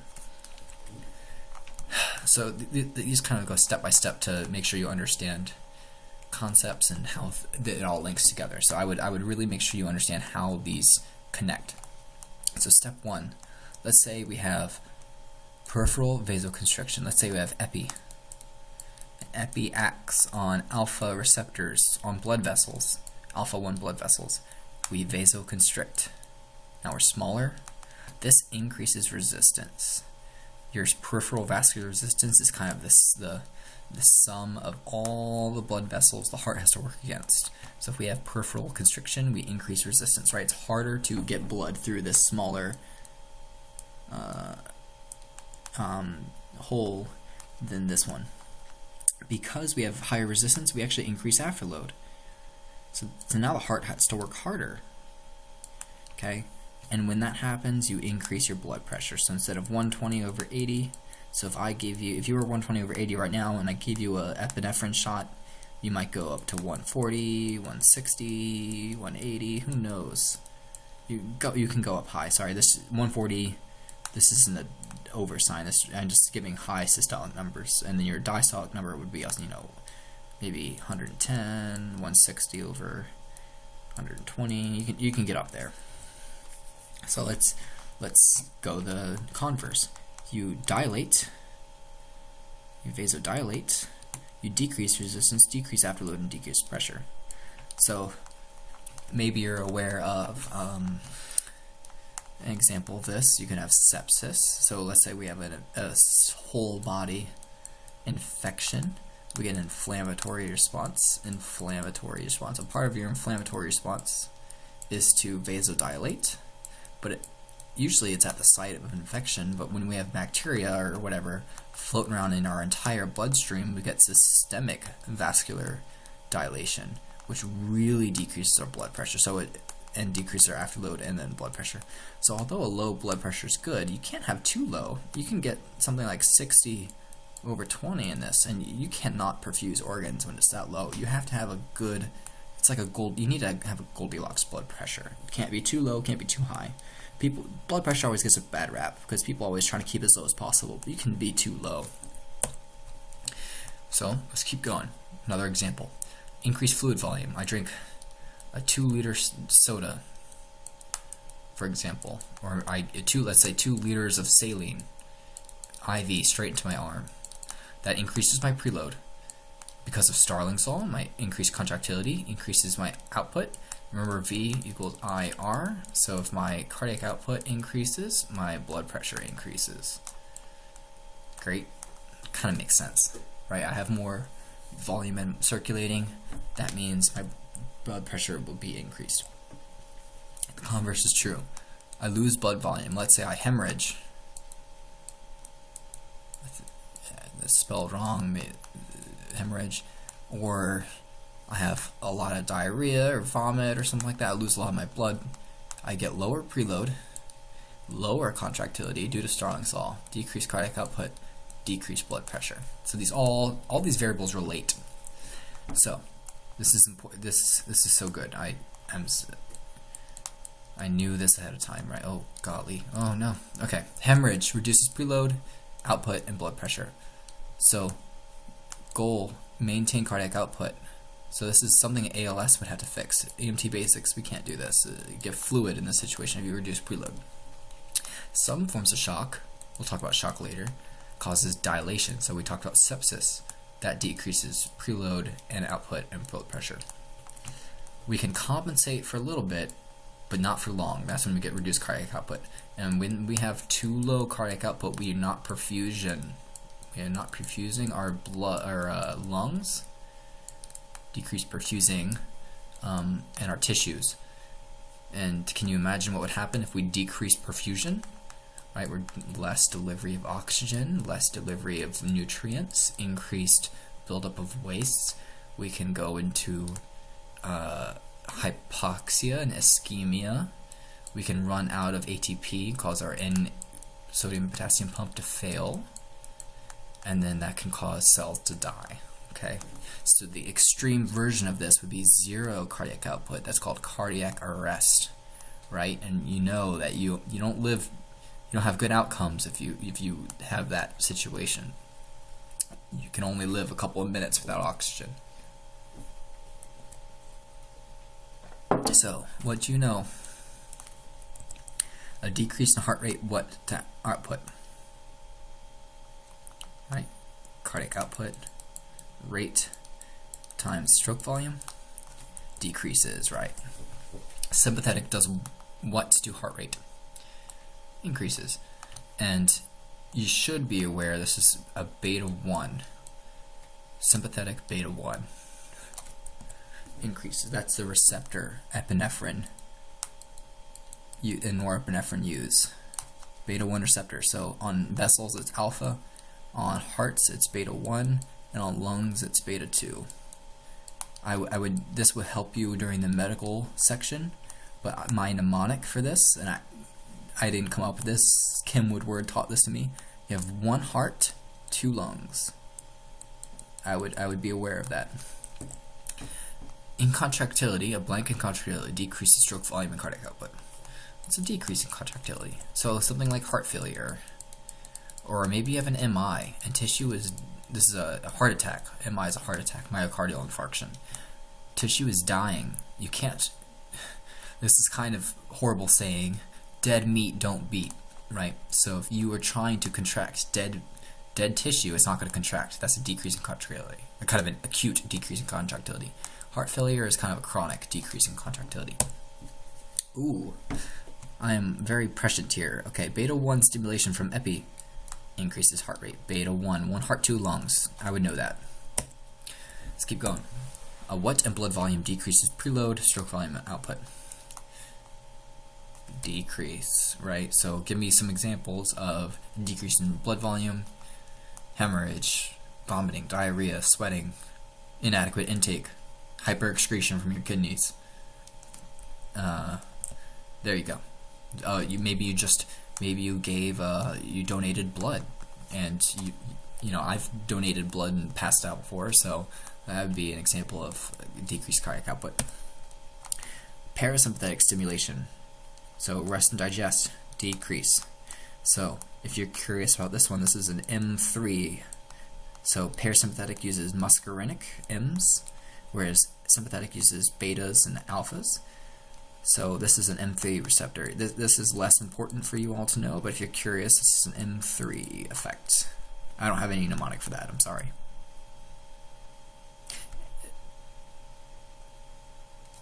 Yeah. Now I'm having second guesses if this is M3 or M2, and I just ignore this. Just ignore this. I could be wrong. I'm like pretty sure I'm right. Okay, high afterload eventually weakens heart over time. So, high afterload, so I have chronically elevated resistance and blood pressure. So what do you think would happen? So this is kind of a heart failure question. CHF, congestive heart failure, weakens heart over time, eventually will decrease your cardiac output.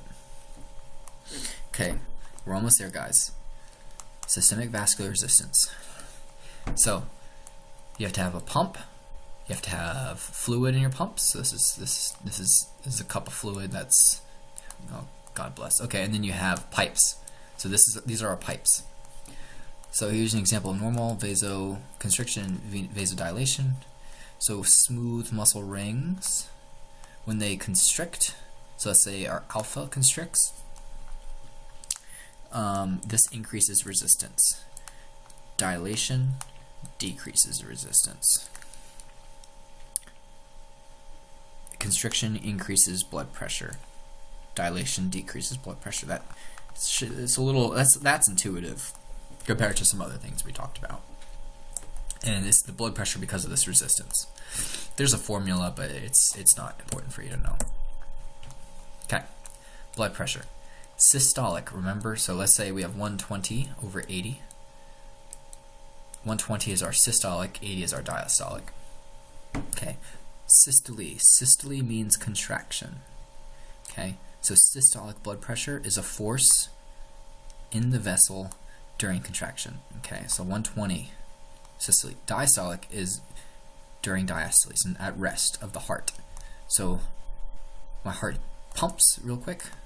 Didn't mean to do that. Heart pumps real quick. We get to 120 millimeters of mercury, and then when it relaxes, the resting blood pressure, if you can think of it that way, is 80.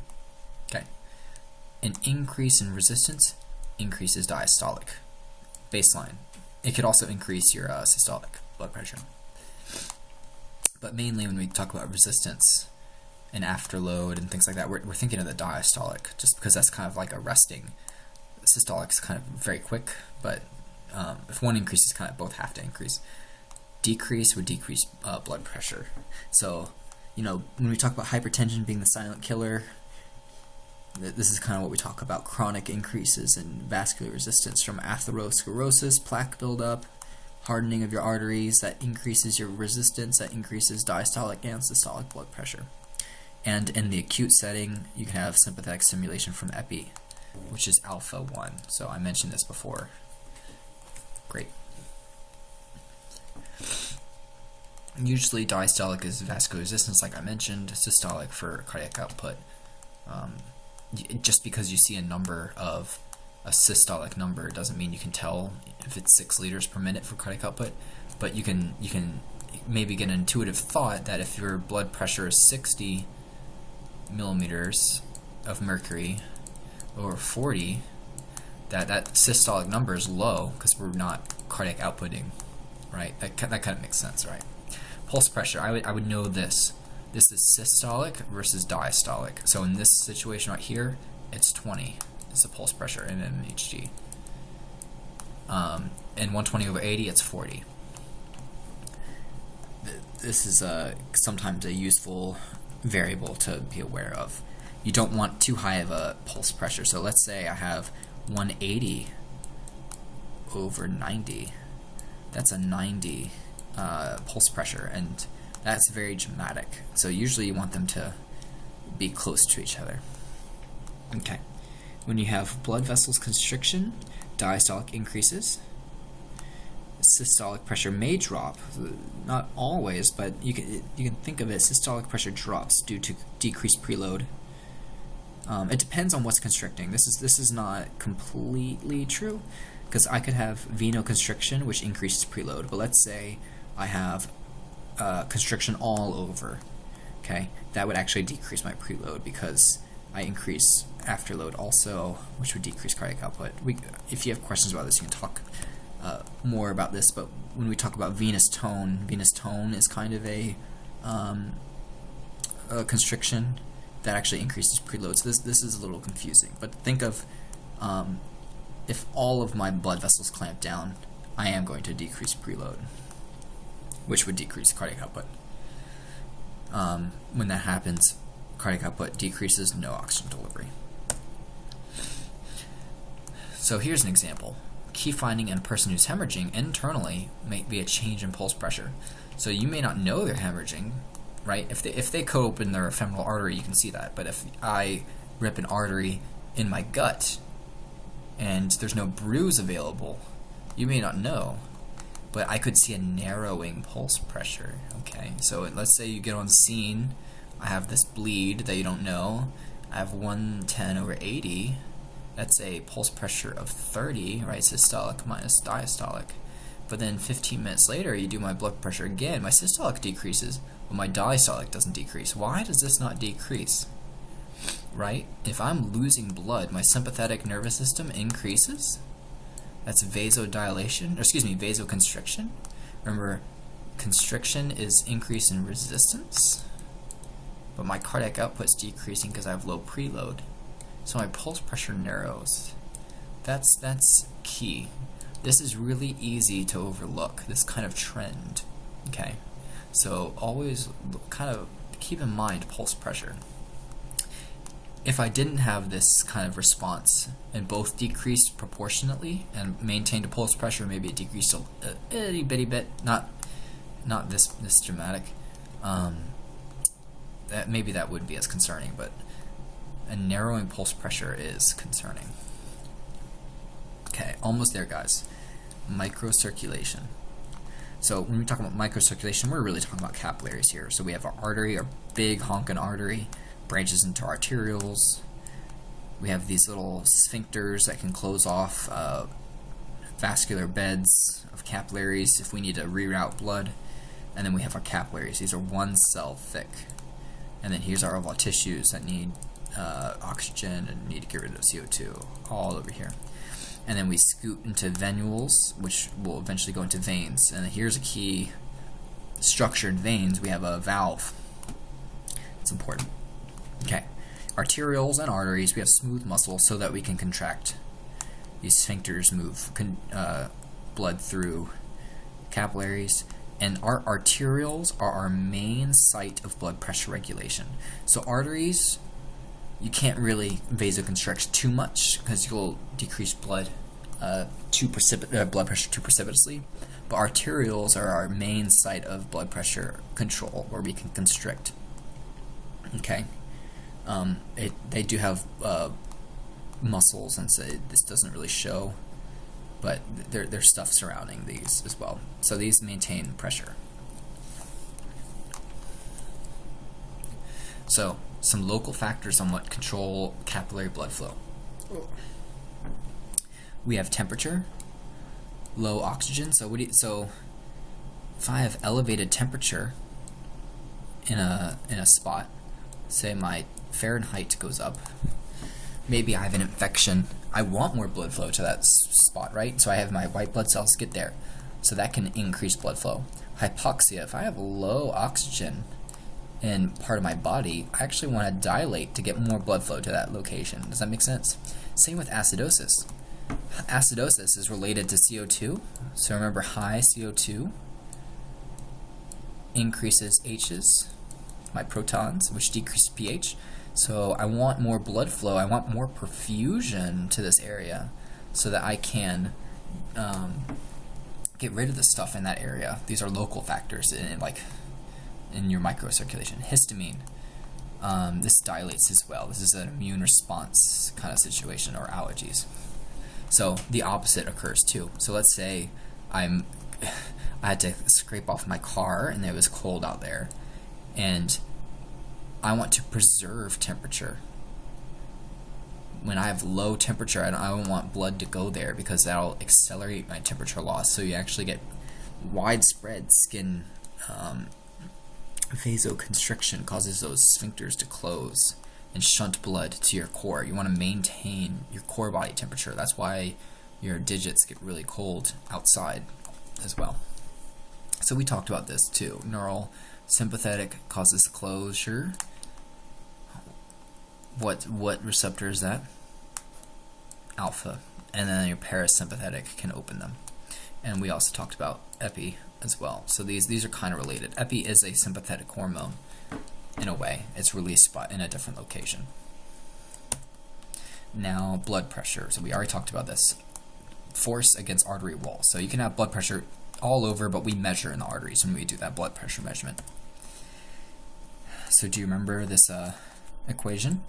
Cardiac output, vascular resistance. This is kind of your total. This is also called mean vascular resistance, or mean total peripheral resistance, total TPR. It's the same thing. Total is the sum of all the resistance that you got. So cardiac output, current, the amount of current, kind of voltage, the difference of pressures, 120 over 80, V equals IR, Ohm's law. So if you increase blood pressure, you increase perfusion. To a point, right? You don't want a 200 over 180 blood pressure. That's more harmful to get that perfusion. But in some situations, maybe you have to have that. And then decrease. So just to reiterate this point, increase in cardiac output increases blood pressure. Increases in volume or resistance. So output times SVR is your blood pressure. So an increase in volume, remember, increase in stroke volume is an increase in cardiac output, increases your blood pressure. And also an increase in resistance increases blood pressure. So know how all these go together. So when we need to maintain blood pressure, there's three things that can go wrong. We can have a pump failure. Our pipes can get too big or too small, and then we can lose the fluid in our pipes. So a hemorrhage is like Kool-Aid or something like that. He's pouring from a beaker. I don't know what the heck he's doing. Okay, great. So we regulate our blood pressure with baroreceptors and chemoreceptors. Baro means pressure. Baroreceptors are stretch sensitive. These are located in the arteries, veins, and the heart. They detect changes in your blood pressure and then send signals to your brainstem, our almighty brainstem, the medulla, to alter vessel size. Chemoreceptors, we already mentioned this. This isn't really for blood pressure necessarily, but this is for breathing and tone as well. Yeah, it can be. Oxygen levels have the greatest effect.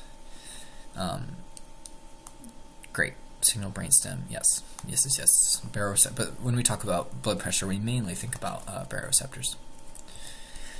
So, for example, let's say my blood pressure decreases.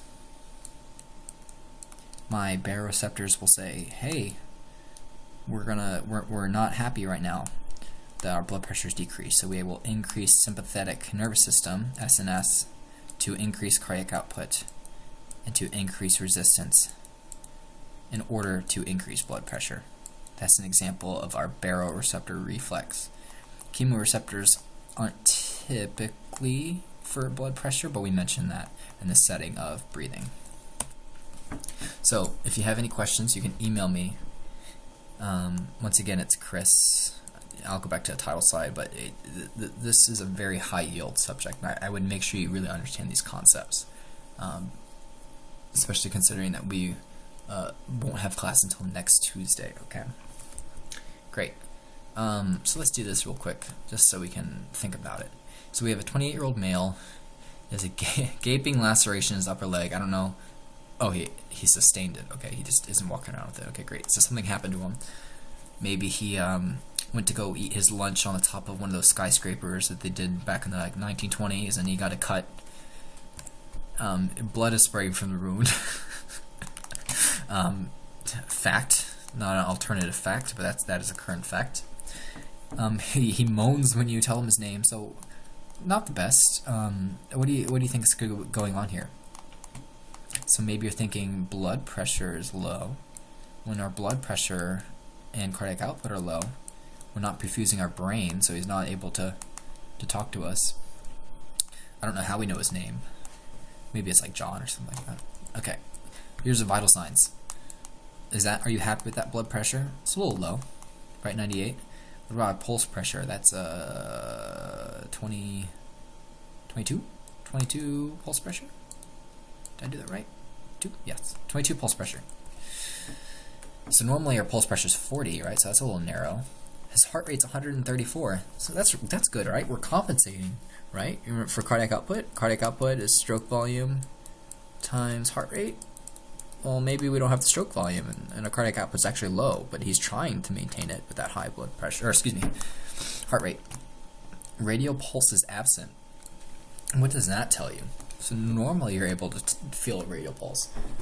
But this is what I said. When your blood pressure is too low, you're not actually able to overcome your peripheral barriers to circulation. And so you may get diminished pulses.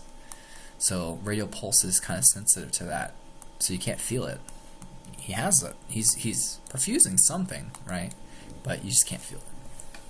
He's breathing 26 times a minute. That's a little fast. I would encourage you to commit these numbers to memory.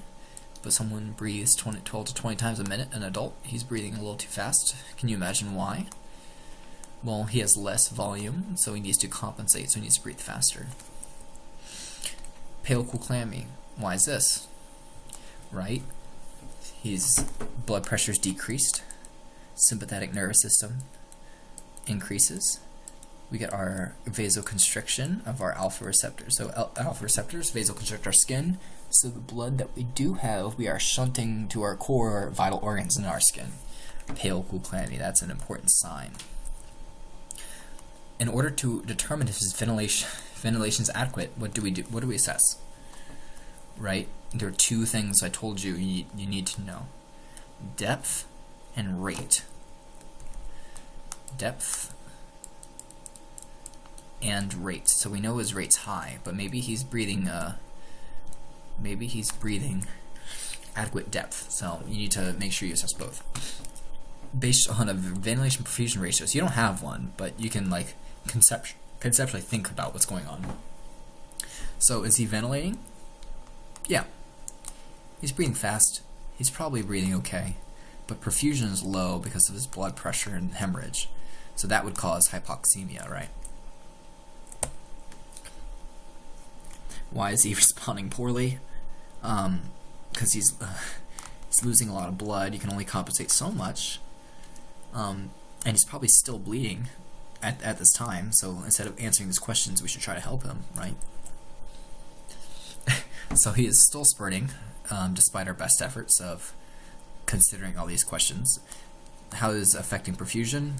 The perfusion is low. What's causing the decrease in systolic blood pressure?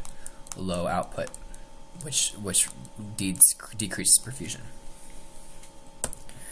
Is the pulse pressure narrow? Yes. So why? So systolic blood pressure decreases, but he has sympathetic nervous system as a response to his low perfusion, which increases vascular resistance, which increases his diastolic, which narrows a pulse pressure, right? That's an important distinction. Why is his skin pale, cool, clammy? So we mentioned alpha receptors, sympathetic nervous system, shunting of blood. Why is heart rate 134? So cardiac output, heart rate times stroke volume. So to maintain a cardiac output, he needs to increase heart rate in the setting of a decreased stroke volume because he's losing blood. Still, in this situation, are they undergoing aerobic or anaerobic? So it depends. If they're getting oxygen, that'll be aerobic. If we're not perfusing well. So, for example, the cells in his liver, they're kind of in that visceral area, the key organs where blood's getting shunted to, so they're probably undergoing aerobic. But in his skin, where we're shunting blood away and we're getting pale, cool, clammy, we're probably getting anaerobic. And why does he have such a lack of energy? I think this means to respond to you, but it's because he's not able to produce the energy. He's not perfusing his cells correctly. He may have the glucose, but he doesn't have the oxygen to do that aerobic metabolism all over. And that is the end. Oh, discard my annotations. Oh, how do I, oh no. Oh, thank God. Okay. So this is the end of our lecture on pathophysiology. If you have any questions, please email me, chris_cunningham@med.unc.edu. I almost had a heart attack because I thought I've been talking to myself for 2 hours and it wasn't recording. But there you go. All's well in the world. Alright, and I hope you guys enjoy the rest of your snow day. Stay safe, and please email me if you have any questions. Great.